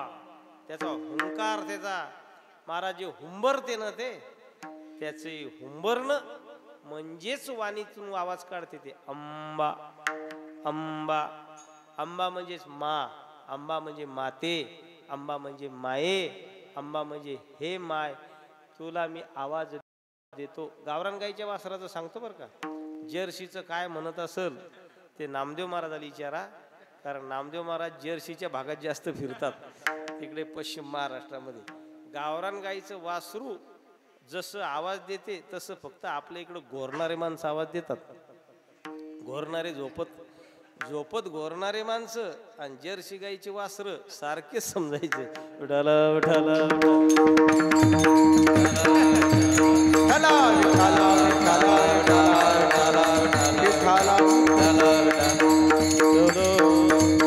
अनादी अंबिका भगवती. अंबा. अंबा. अंबिका म्हणजेच माते. नाथ महाराजांनी दुसरी उपाधी दिली तिला, अनादी अंबिका भगवती. भगवती म्हणजे कोण? भगवंताची ती असल्यामुळे भगवान, आणि त्याची ही भगवती, त्याची धर्मपत्नी, आणि म्हणूनच तिला भगवती ही शब्द पदवी प्राप्त झालेली आहे. भगवती कोणाला म्हणतात आणि भगवान कोणाला म्हणतात? ज्याच्याकडे 6 गुण असतात ना त्याला भगवान म्हणतात. आणि या जगदंबेकडे सुद्धा 6 गुण आहेत, म्हणून तिला भगवती म्हणतात. भग म्हणजे काय? भगवान शब्दाचा अर्थ आहे भग म्हणजे ऐश्वर्य, आणि वान म्हणजे युक्त, म्हणून त्याला भगवान म्हणतात. असे ऐश्वर्य संपन्न संत भगवान गडावर होऊन गेले, त्यांचं नाव भगवान याच्यासाठी ठेवलं म्हणून त्यांच्या नावाच्या आधी ऐश्वर्य संपन्न म्हणतात. लक्षात घ्या, ऐश्वर्य संपन्न कुणाला म्हणतात? 6 गुण असले त्याला ऐश्वर्य संपन्न म्हणतात. ते 6 गुण कोणते? ऐका, यशश्री, औदार्य, ज्ञान, वैराग्य, ऐश्वर्य, हे 6 गुणवर व्यवस्थित म्हणून तो भगवंतू. त्या भगवंताची भगवती असल्यामुळे हिचं नाव दुसरी उपाधी दिली भगवती, ऐश्वर्याने युक्त असल्यामुळे. का हो, तुम्ही म्हणसाल काय ऐश्वर्य हिचं, काय ऐश्वर्य? तुम्ही हिची भक्ती तर करून पहा. फुटकी कवडी हिला देऊन पहा, फक्त फुटकी कवडी. माणसं म्हणतात अरे त्याच्याजवळ फुटकी कवडी नाही. महाराजांनी तिचं आरतीमध्ये वर्णन केलं. कवडी एक अर्पिता देशी हार मुक्ता फळावो, उदो बोला उदो अंबाबाई माऊलीचा वो, उदो कार्य गरजती काय महिमा वर्णोतीचा वो, उदो बोला उदो. अरे महादेवाला एक बेलाचं पान देऊन पहा तुम्ही, विष्णुदेवाला एक तुळशीचं पान देऊन पहा, तो तुम्हाला जे नाही ते देईल. आणि आमच्या जगदंबेला काही जास्त द्यावं लागतं नाही. महाराज म्हणतात कवडी एक अर्पिता देशी हार मुक्ता फळावो. मुक्ता फळ माहितीये तुम्हाला कशाला म्हणतात? मुक्ता फळाच्या मण्याची किंमत माहितीये तुम्हाला काय? एका मण्याची किंमत पृथ्वी मोलाची. पृथ्वी मोलाची म्हणजे एक मणी या संपूर्ण पृथ्वीवरचं संपूर्ण साम्राज्य, जेवढी संपत्ती असेल तेवढी एका मण्याची किंमत. अशी मुक्ता फळाची माळ ही जगदंबा एका कवडीच्या मोबदल्यात तुम्हाला देते. इतकं दातृत्व तिच्या ठिकाणी असल्यामुळं तिला भगवती म्हणतात. आणि म्हणूनच उगच नाहीत, वेडे नाहीत हिंदू. 9 महिने कामाच्या पिरियडमध्ये तिला स्थापना करायची, तिच्यावर नाना प्रकारचा पुष्पांचा वर्षाव करायचा, तिच्या पुढे आरत्या गायच्या, तिचा होम करायचा, हवन करायचं, तिचं व्रतवैकल्य करायचं. या बाया वेड्या नाहीत. कामं करत असताना 9 दिवस उपवाशी राहतात. आपण एवढे भाग्यवान आहोत. सध्या या देशाचा राष्ट्राध्यक्ष म्हणजे पंतप्रधान नरेंद्र मोदी साहेब 9 दिवस फक्त पाण्यावर उपवास करतात, फक्त पाण्यावर. काय भाग्यवान आहोत आपण सध्या. या सध्याच्या राष्ट्रामध्ये असा एकही पंतप्रधान झाला नाही की 9 दिवस उपवास करणारा. काय देते ही जगदंबा असं जर तुम्ही म्हणत असाल ना, चहा ऐकणाऱ्याला पंतप्रधान करते, हे तिचं ऐश्वर्य आहे महाराज. चहा विकणारा मनुष्य जर पंतप्रधान करत असेल, याच्यापेक्षा मोठं पद कोणतं आहे? ही तिची भक्ती आहे. म्हणून एकनाथ महाराजांनी तिला दुसरा शब्द वापरला, भगवती अनादी अंबिका भगवती. चला, तिच्याजवळ परडी असते, एक परडी या जगदंबेजवळ. परडी म्हणजे कशा टोपली, ते वेळूची वगैरे तयार केलेली दुर्डी टोपली परडी त्याला म्हणतात. कशाची असते ती? महाराज म्हणतात बोध परडी घेऊन या. ती बोधाची परडी असते. जो दर्शनाला जातो ना या जगदंबेच्या, त्याला त्याच्यातला प्रसाद देते ती. कशाचा प्रसाद? बोधाचा. कशाचा प्रसाद देते जगदंबा? बोधाचा प्रसाद. आलं की बोध होतो, आला की बोध होतो, आला की बोध होतो. आणि जोपर्यंत बोध होत नाही तोपर्यंत जीवन धन्य होत नाही. इतकं सामर्थ्य तिच्या दर्शनाने आहे. म्हणून दररोज आरतीला येत चला. विठ्ठल विठ्ठल विठ्ठल विठ्ठल विठ्ठल विठ्ठल. महाराज म्हणतात काय कामाचा आहे तो बोध? आम्हाला नाही पाहिजेत बोध. असं जर कोणी म्हणत असेल, अरे बोधाशिवाय तुमचं जीवनच धन्य होणार नाही. बोध झाला पाहिजे. महाराज म्हणतात बोध झाल्यानंतर काय काय होते? बोध पुत्र निर्माण झाला जेव्हा, बोध पुत्र निर्माण झाला जेव्हा, ममता म्हातारी मरून गेली तेव्हा, ममता म्हातारी मरून गेली तेव्हा ते बहीण धावून आली गावा, भक्ती बहिणा धावून आली गावा. आता संध्याकाळी कशी करू गोवा, झाली संध्या या संदेह माझा गेला, झाली संध्या संदेह माझा गेला.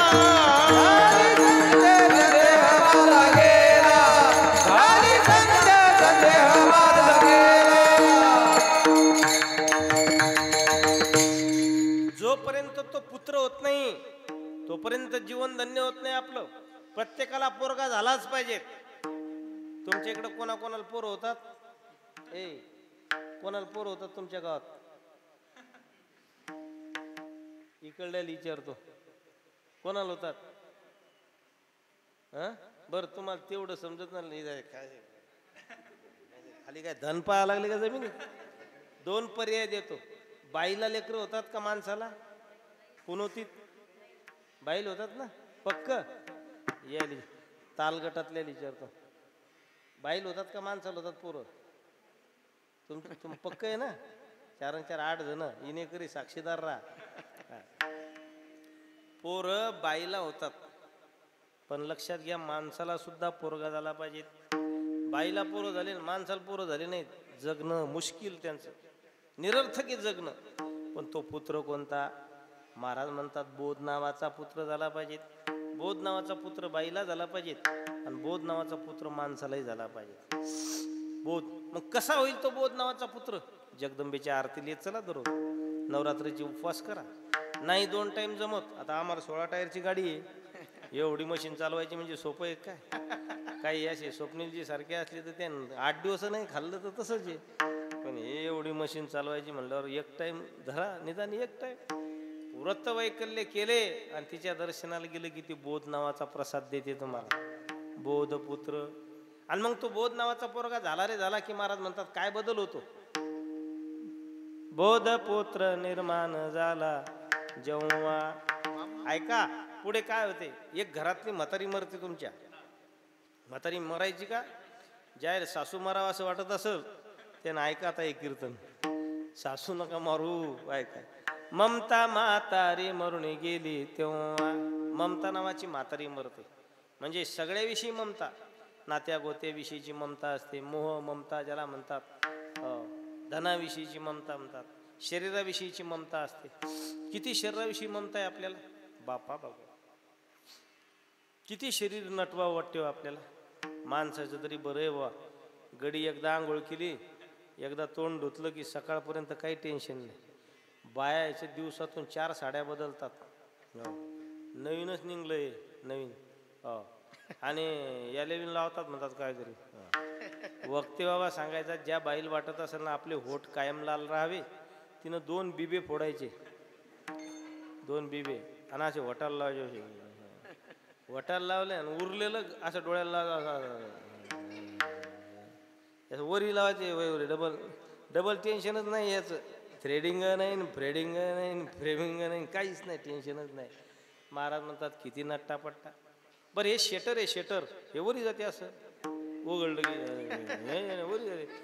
याच्या आतून कशाला लावा लागते? याच्या आतून एका घरी सहज गेलो मी. आता आम्हाला दररोजचे वेगवेगळे घरं भेटतात.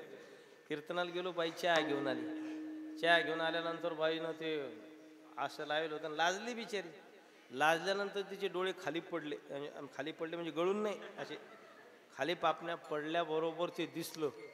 ते लाल दिसल्याबरोबर मी पळूनच गेलो घराच्या बाहेर. फोन तिथंच राहिला, माझा फेट्याची पिशवी तिथंच राहिली आणि उपरणं तिथंच राहिलं, टोपी तिथंच राहिली. जे पळून गेलो. साहेबानं फोन केला, महाराज घरी पोहोचले का? ते म्हणे असं कसा महाराज आहे म्हणे. घरात आल्याबरोबर जे पळून गेला म्हणे, मोबाईल इथंच आहे, पिशवी इथंच आहे, सगळं इथंच आहे. आणि मग जे घाबरलो, साहेब आले मला पाहायला. साहेबांनी सांगितलं, महाराज अहो का पळाले तुम्ही? म्हटलं पळालो असं तुमच्या घरात मला भीती वाटली त्याच्या. हां म्हणजे कसं काय? मी लहानपणी शाळेत जात होतो.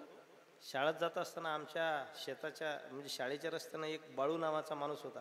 तो काय करायचा, पापण्या उलट्या करायचा, अशा पापण्या उलट्या करायचा. पापण्या उलट्या केल्या की मी त्या बाळ्याचं नाव सांगून 2-4 दिवस शाळेतच जात नव्हतो. शाळेतच नाही बाबा, ते रस्त्यानं बाळ्या आहे बाबा, बाळ्या. मला वाटलं बाळ्या आला, ते बाईल पाहून ते लाल पाहिलं इथं. आता हे डोळेवरी जातात, याच्या आतून जर आपल्याला नटापट्टा करा वाटत असेल तर किती ममता आहे या शरीराची, लक्षात घ्या किती ममता आहे. साधू संत काहीच नाहीत. गजानन महाराजांनी जर ठरवलं तर शेगाव ते पंढरपूर सोन्याचा रोड करू शकतात आणि त्यांना आपली पालखी नेऊ शकतात. पण गजानन महाराजांच्या अंगावर फुटका मणी नाही, फुटका सोन्याचा फुटका मणी नाही. महाराजांच्या अंगावर भक्तांनी घातलेले फक्त फुलं आहेत. त्याच्या व्यतिरिक्त समर्थाच्या अंगावर लाज राखायपुरता कपडा सुद्धा नाही. या शरीराची ममताच नाही ना. ही ममता नष्ट करायची असेल तर महाराज म्हणतात बोध नावाचा पुत्र झाला पाहिजे. बोध पुत्र निर्माण झाला जेव्हा, ममता म्हातारी मरून गेली तेव्हा. भक्ती बहीण दावून आली गावा, आता संध्या मी कैसी करू केव्हा गा. झाली संध्या संध्या माझा गेला, आत्माराम हृदय प्रगटला. कशाचीच ममता नाही. तुमच्या शेजारीच आष्टूल पाष्टूल आहे, तिथे शंकरसिंग महाराज राजपूत फॉरेस्ट अधिकारी होते. एके दिवशी इंग्रजाच्या काळात ते जंगलाचं रक्षण करत होते. इंग्रज अधिकारी आला आणि इंग्रज अधिकारी आल्यानंतर शंकरसिंग महाराज गीता वाचू लागले. गीता वाचत असताना इंग्रज अधिकारी घोड्यावर, इंग्रज अधिकाऱ्याने ते घोड्यावर बसूनच ती रुळाने गीता उडवली अशी. शंकरसिंग महाराजांनी वरच्यावरी झेलली आणि विचारलं, अरे एक काम करता येईल, तुला गीता वाचायची का नोकरी करायची? तू आमच्या ताब्यात आहे आमच्या, तू आम्हाला इंग्रज म्हणतात. एक काम करता येईल.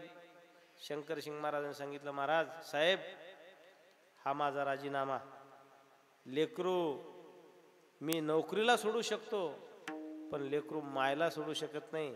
ही जी गीता आहे ना, ही गीता माझी माय, मीला सोडू शकत नाही. लक्षात घ्या, काय साधू आहे. नोकरी सोडली, नोकरी. आणि आजकाल नोकरीसाठी किती आटापिटा करत असतील. सरनं जर बातमी दिली पेपरवर की शिक्षक भरती, तर आमच्यासारखा महाराज सुद्धा दाढी करून जात असेल, साहेब पाहनो आपलं बसवानो, 20 लाख देतो, 25 लाख देतो, 30 लाख देतो, 40 लाख देतो. 40 लाख रुपये भरून नोकरी आपल्याला पाहिजेत. इंग्रज अधिकाऱ्याने गीता सोडतं का नोकरी सोडतं? महाराजांनी गीता नाही सोडली, राजीनामाला लिहून दिला आणि डोंगरामध्ये भजन करत बसले.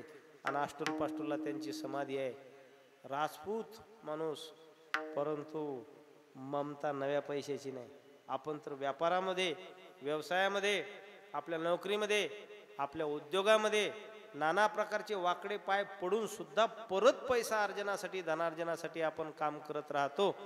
शास्त्र सांगते ममता आहे. ममता म्हातारी मरुणी गेली तेव्हा भक्ती बहीण धावून आली गावा. ममता नावाची म्हातारी मेल्यानंतर भक्ती नावाची बहीण घरी येते. आणि भक्ती नावाची बहीण घरी आल्यानंतर काहीच करायचं काम शिल्लक राहत नाही. महाराज म्हणतात, निश्रय गुण्यम पती विचारताम को विधी को निषेधा. मग त्याला आंघोळ करायचं काम नाही, त्याला पूजापाठ करायचं काम नाही. झाली संध्या, संदेव माझा गेला, आत्माराम हृदय प्रगटला, म्हणून बोध परडी घेऊन याती. पोत ज्ञानाचा पाजळती. तिच्या पुढे पोत असते. पोत, पोत म्हणजे ते चुमळीसारखं असते कापडाचं. आपण शाक्त नाही, पंढरपूरच्या भागात शाक्त लोक आहेत, देवीचे उपासक, त्यांच्या तिकडे ते पीळ असतो, पीळ, त्यालाच पोत म्हणतात. तो पोत या जगदंबेच्या समोर कशाचा आहे तर ज्ञानाचा आहे. काय होते ज्ञानाने? महाराज म्हणतात, ज्ञानेने एके अमृतत्व माशुहू. ज्ञानानेच, ज्ञाने विनय के उपाय करशिते तुके, ते गुंपीचे अधिक हे रुके. त्या ज्ञानाने परब्रह्म साक्षात्कार होतो. म्हणून या जगदंबेचं दर्शन जो घेतो, महाराज म्हणतात, अनादी अंबिका भगवती बोध परडे घेऊन याते. पोत ज्ञानाचा पाजळते, उदो उदो भक्त नाचते. आणि मग हिच्या दारामध्ये उद्घोष करत करत भक्त नाचतात. आणि म्हणून एकनाथ महाराज म्हणतात, माते तू काय कर, सगळेच भक्त नाचत आहेत आणि म्हणून तू तुझ्या गोंधळाला अवश्य ये. नाथ महाराज सांगतात पुढचे, गोंधळा येई ओ जगदंबे, गोंधळा येई ओ जगदंबे, गोंधळा येई ओ जगदंबे, गोंधळा येई ओ जगदंबे, गोंधळा येई ओ जगदंबे, गोंधळा येई ओ जगदंबे, गोंधळा येई ओ जगदंबे, गोंधळा येई ओ जगदंबे. मुळा पिठाचू आंबे, आंबे, गोंधळा येई ओ जगदंबे, गोंधळा येई ओ जगदंबे, येई ओ जगदंबे, गोंधळा येई ओ जगदंबे. गोंधळा येई ओ जगदंबे, गोंधळा येई ओ जगदंबे, येई ओ जगदंबे, गोंधळा येई ओ जगदंबे.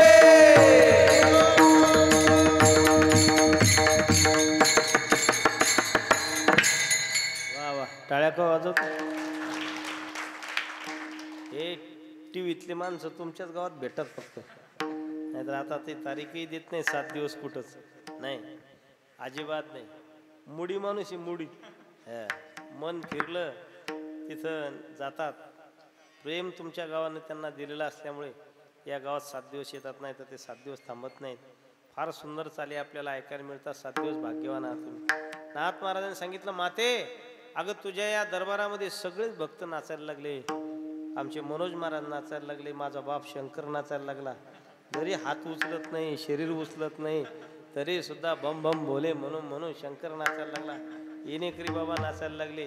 हे बायल पोरं होतात म्हणणारी पोरं नाचायला लागले. काही भक्त याच्या झोपा लागले मा. पण तू एक काम कर, गोंधळा येई ओ जगदंबे, कारण जोपर्यंत तू गोंधळात येत नाही ना तोपर्यंत मजा नाही. भजनात काय पाहिजे? राम पाहिजेत. राम राम जोपर्यंत भजनात येत नाही. आणि आमच्या वारकरी संप्रदायाची विशेषता आहे, टाळ विना मृदंग वाजला ना की देव नाचत येतो. इतका नाचतो देवाला भान सुद्धा राहत नाही. परंतु रंग भरे कीर्तनात प्रेमे हरिदास नाचत, तेथे असे देव उभा जैसे समचरणाची शोभा. जिथे रंग भरला ना कीर्तनात देव नाचतो थया थया. महाराज महाराजांनी सांगितलं, नामदेव कीर्तन करी पुढे देव नाचे पांडुरंग. या नामदेवानं जर कीर्तन सुरू केलं ना, आता आहे काल्याच्या दिवशी तर देव कपडे काढून नाचाय बसला. पुढे देव नाचे पांडुरंग. नाचता नाचता देवाचा गळला पितांबर, सावध होई देवायसा बोले कबीर. कबीर महाराजांना सांगावं लागलं, पांडुरंगा अहो सावरा सावरा, तुम्ही कीर्तनात आहात. नामदेवाच्या कीर्तनामध्ये जर देव आपलं सगळं विसरून जर नाचत असेल तर या नाचण्याला लय किंमत आहे देवाच्या दरबारामध्ये. म्हणून उदो उदो भक्त नाचती. माये तू काय कर, गोंधळा ये हो जगदंबे. जगदंबेनं जणू काय विचारलंच एकनाथ महाराजांना, महाराज कोण कोण आलं गोंधळासाठी? एकनाथ महाराज म्हणतात, साधारण लोकांची यादी नाही देत, लोकल लोकांची यादी नाही दिली, अगदी VVIP लोकांची यादी दिली. कोण कोण आहेत ते? व्यास वसिष्ठ सुख गोंधळी, व्यास वसिष्ठ सुख गोंधळी, व्यास वसिष्ठ सुख गोंधळी, व्यास वसिष्ठ सुख गोंधळी. नाचताती सोहम मिळी, हो नाचताती सोहम मिळी, नाचताती सोहमेळी, नाचताती सोहमेळी. द्वैत भाव विसारून बळी, द्वैत भाव विसारून बळी, वेदभाव विसरून गेली, वेदभाव विसरून गेली. खेळती आंबे तुझे गोंधळी, गोंधळी गोंधळा येई ओ जगदंबे, गोंधळा येई ओ जगदंबे, गोंधळा येई ओ जगदंबे. गोंधळा येई ओ जगदंबे, गोंधळा येई ओ जगदंबे, गोंधळा येई ओ जगदंबे.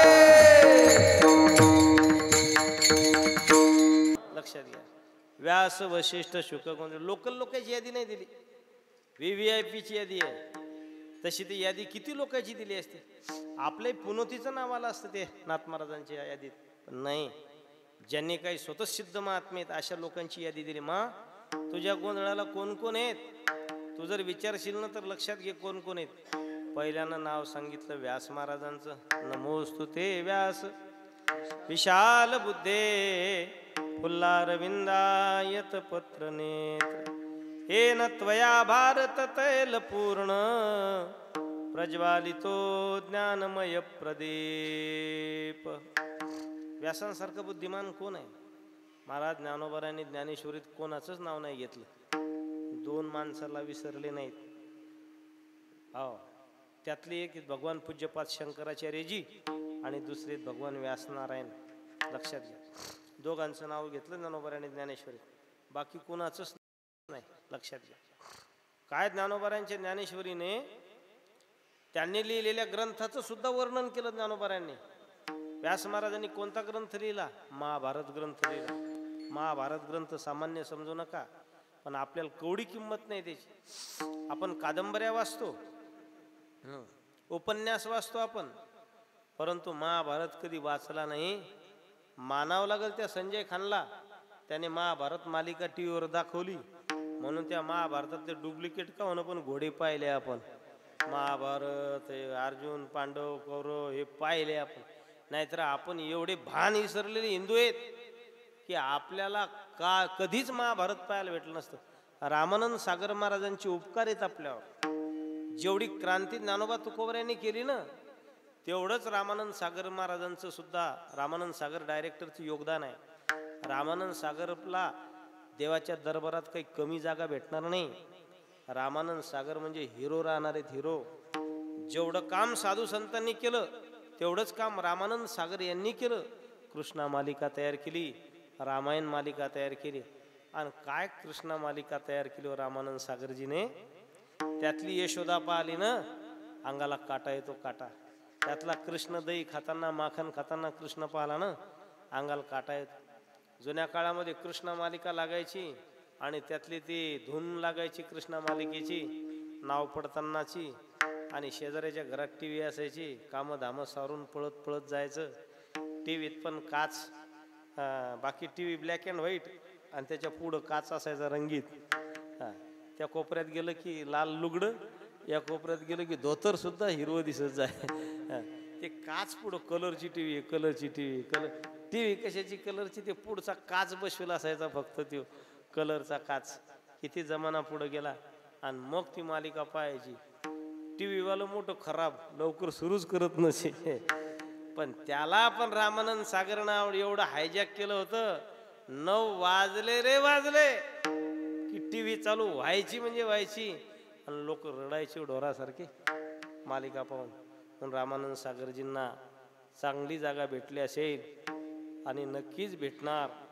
फार मोठं योगदान या लोकांचं. या लोकांनी एक मालिका दाखवल्या टी व्हीवर, आणि आताच्या मालिका दाखवणाऱ्याचं वाटूळ होणार आहे, वाटूळ. कारण या बाया भाकरी घालत नाहीत नवऱ्याला मालिका लागल्या की. हो, सासा सुना अशा बाहेर काढून दिले. एक बाई तर ढोरासारखी रोड लागली म्हणे. काहून म्हणे तिच्या नवऱ्याने तिला बाहेर काढलं मालिकेतल्या. म्हणलं तू काढल ना, तू बाहेर. नाही म्हणे, मा ताब्यात आहे म्हणे, नवरा माझ्या मुठीत ग, असं. पण या मालिका काढणाऱ्याचं वाटोळ होईल. त्या मालिका काढल्या भाग्यवान आहे, लक्षात घ्या. महाराज व्यास महाराजांचं नाव घेतलं महाभारताचं. म्हणून महाराज म्हणतात, व्याचोचिष्ट जगत्रय महाभारती जे नाही ते नोहेची लोकित्री, येणे कारणे मने पेपाही व्याचोशिष्ट जगत्रय. ना महाभारताचं वर्णन नाथ महाराजांनी, आपल्या ज्ञानोबारांनी केलं, आचार्यांचं वर्णन केलं. एवढं सुंदर व्यास महाराज आहेत, आणि ज्ञानामध्ये सगळ्यात अग्रणी आहेत. 18 पुराणाची निर्मिती केली, 4 वेदाचं पृथक्करण केलं, मोठे मोठे शिष्य तयार केले, आणि मोठ्या मोठ्या शिष्यांच्या माध्यमातून संपूर्ण ज्ञानयोग सामान्यातील सामान्य तळागाळापर्यंत ज्यांनी पोहोचवला. माते ते तुझ्या गोंधळासाठी आलेले आहेत. व्यास, वशिष्ठ, शुक, गोंधळी. दुसरे कोण आहेत? वशिष्ठ आहेत. वशिष्ठ म्हणजे कोण? महाराज वर्णन करतात, शुकासारखे पूर्ण वैराग्य ज्याचे, वशिष्ठा परी ज्ञान योगेश्वराचे. वशिष्ठासारखं दिव्य ज्ञान कुणाकडेच नाही. रामप्रभूचे गुरु, दशरथ राजाचे गुरु, ज्यांनी सूर्यनारायणाला सुद्धा महाराज साक्षीसाठी आणलं होतं खाली. सूर्यनारायणाला साक्षीसाठी खाली आणणं, मध्यस्थी करायला ते वशिष्ठ महाराज आहेत. व्यास, वशिष्ठ, शुक, गोंधळी. शुकाचार्याचं तर माहीतच आहे, ज्यांच्यामुळे भागवत सगळ्या जगाला आपल्याला माहिती मिळालं. नाहीतर शुकदेव स्वामी सारखे महापुरुष या तिन्ही त्रिभुवनामध्ये सुद्धा मिळणार नाहीत, आणि आपल्याला भागवत ऐकायला मिळालं नसतं. व्यास, वशिष्ठ, शुक, गोंधळी हे सगळे गोंधळी आहेत. नाचता ते सोहम मिळी. कसे नाचतात? सोहम, सोहम म्हणजे 6 अहम, तो भगवान मी आहे या बोधावर आरूढ होऊन नाचतात. नाचता ती सोहम मिळी, द्वैत भाव विसरुणी बळी, खेळती अंबे तुझे गोंधळी. पुन्हा दुजेपणा नाही त्यांच्यामध्ये, द्वैत भाव नाही. हा गरीब श्रीमंत, हा साना थोर असा भाव त्यांच्या अंतःकरणात नाही. द्वैत भाव विसरुणी बळी, खेळते अंबे तुझे गोंधळी. गोंधळा ये ओ जगदंबे, गोंधळा ये ओ जगदंबे, मूळ पीठ तू आंबे. हे माते, आणखी कोण कोण या गोंधळात माहिती आहे तुला? सांगायचंच का? म्हणे सांगतो, कारण 2 मिनिटं अजून कमी आहेत 11 वाजायला. तेवढ्या टायमात सांगतो आणखी कोण कोण आहे.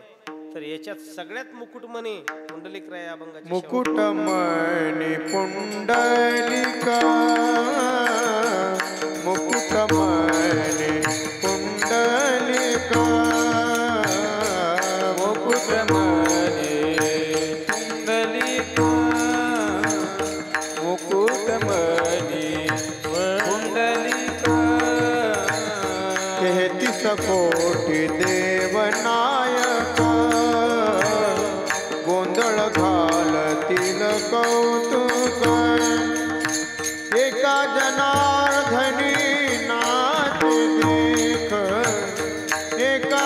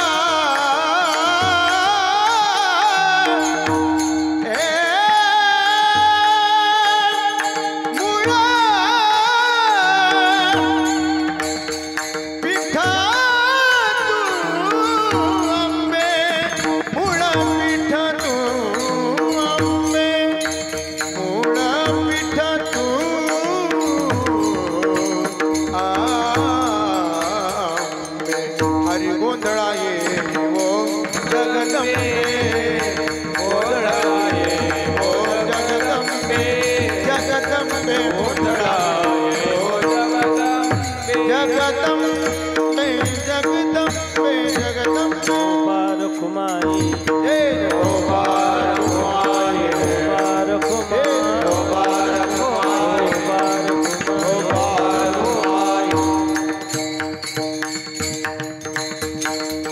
मुकुटमणी पुंडलिक 33 कोटी देवनायक गोंधळ घालते सकौतुक एका जनार्दनी नाचे देख गोंधळा येऊ जगदंबे.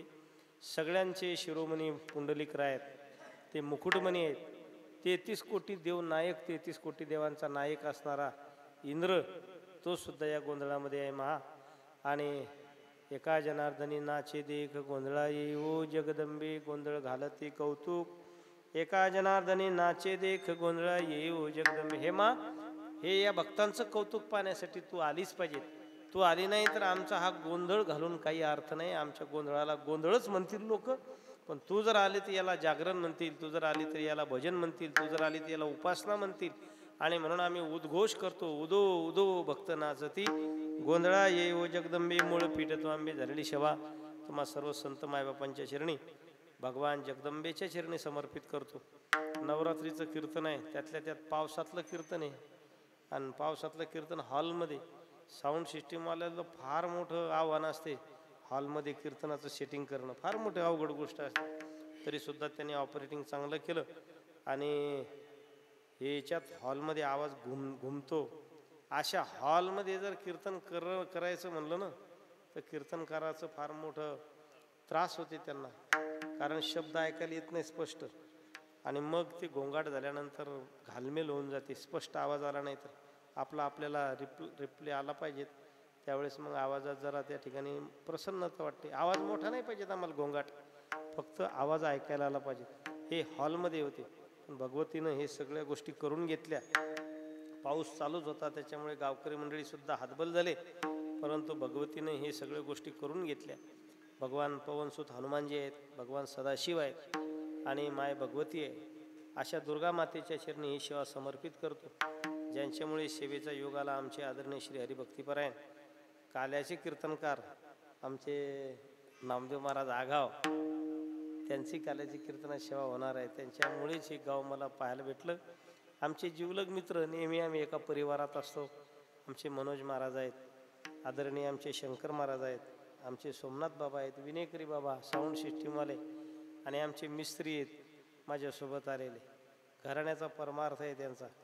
त्यांचे आजोबा परमार्थिक, वडील परमार्थिक, त्यांचे दोघंही भाऊ भजने, पोरही भजने, आणि भगवत प्रेम त्यांच्या अंतःकरणात असल्यामुळे तेही माझ्यासोबत हजर झाले. ज्यांच्या सौजन्यातून आज सेवा आहे असं वाटत नाही. आमचे स्वप्नील म्हणजे सरपंचाचा पोरगा असेल, विद्यमान सरपंचाचा पोरगा. विद्यमान सरपंचाचा पोरगा इकडं नाही यायला पाहिजेत, बार्शी टाकडीत बारवर पाहिजेत. पुन्हा बारवर बसून बिल नाही द्यायला पाहिजेत, तेव्हा म्हणायला पाहिजे ते. आणि मग ते फोन सरपंचाला जायला पाहिजे, तुमच्या पोरानं बिल दिलं नाही बा. परंतु हे गावच तुमचं असं आहे की हे गावच एवढं पवित्र आहे. म्हणून त्यांनी पुढं कीर्तनात बसलं आणि चांगले चांगले प्रश्न त्याच्या मनात आहेत. आणि म्हणून त्या सरपंच मातेला मी विनंती केली की मा, जसं घर तुझं चांगलं आहे तसंच पोरगं सुद्धा तुझं चांगलं आहे. आणि म्हणून त्यांच्या सौजन्यातून आजची ही सेवा आहे. सौजन्यवाल्याला चांगलं म्हणलं म्हणजे जाण्या येण्याचं जरा असं व्यवस्थित होत असते. धंद्या पाण्याचं टिपण पाहावं लागत असते. आमची सगळी लक्ष्मण तात्या आहेत, आमचे संदीप सर आहेत. हा नामदेव महाराजांनी आधीच सांगितलं म्हणे महाराज माणसाकडं पाहिल्यानंतर तुम्ही म्हणणार नाही हे सगळ्या सप्ताहाचं ते नियोजन करतात. त्यांच्याकडे पाहून एकच शब्द सांगावा असं वाटतं, मूर्ती लहान पण कीर्ती महान. आणि म्हणून सगळे गावकरी मंडळी पुनश्च एकदा तुमच्या सगळ्यांच्या चरणी पाया पडतो. खरंच भाग्यवान आज ते गोधडी झोपलेले आहेत. काय मजा असेल, पत्र वाजत असतील आणि त्याला झोप येत असेल. आपण घेतल्या झोपा पण जसं कसं असते चांगलं नाही झोपता येत हो. एसटीतली झोप कशी आणि कीर्तनातली झोप कशी. एसटीत पडायचा भेव वाटते, लक्झरीत पडायचा भेव वाटते, तशी कीर्तनात झोपा वाटते. झोप येते पण महाराजाचा भेव वाटते. म्हणून तुम्हाला जसं जमलं नसेल तसं मी पुढच्या कीर्तनकाराला फोन करून सांगतो बा उद्या तरी चांगल्या झोपा झाल्या पाहिजे. आणि आमच्या प्रवीण पाटलाला विनंती करतो, जे झोपले त्याच्यावर कॅमेरा धरत जाऊ नका. तुमचं यूट्यूब चॅनल महाराष्ट्रात प्रसिद्ध होईल अशी मी सांगतो, ग्वाही देतो. फक्त झोपलेले त्याच्यात घेत जाऊ नका बाबा हो, कारण झोपणार कवा कधी कसे डोळे करत सांगता येत नाही. एका गावातलं तर झोपलं तर लोक म्हणत गेलं, पण तसं होऊ नये म्हणून तुम्हाला एक विनंती आहे.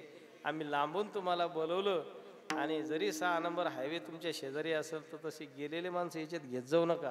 तेव्हा तुमचं यूट्यूब चॅनल संपूर्ण महाराष्ट्रात कीर्तिमान स्थापन करेल. पुनश्च एकदा सगळ्यांच्या चरणी सेवा समर्पित करतो आणि वाणीला पूर्ण राम ज्ञानेश्वर माऊली ज्ञानराज माऊली तुकाराम माऊली जय जय जय जय ज्ञानेश्वर माऊली ज्ञानराज माऊली तुकाराम ज्ञानेश्वर माऊली ज्ञानराज माऊली तुकाराम. कण कण में कण कणात बोलते श्री गजानन माऊली कण कण रे गण गणात बोले श्री गजानन माऊली. जय गजानन श्री गजानन गुरु गजानन माऊली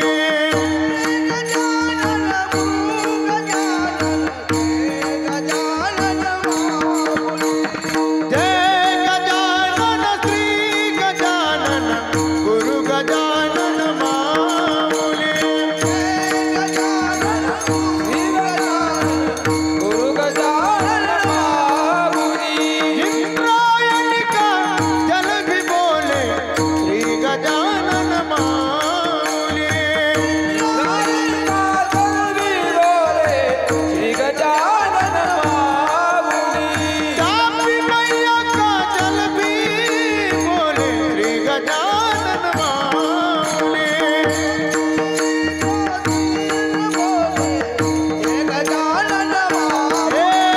कण कण में गण गणात बोते श्री गजानन माऊली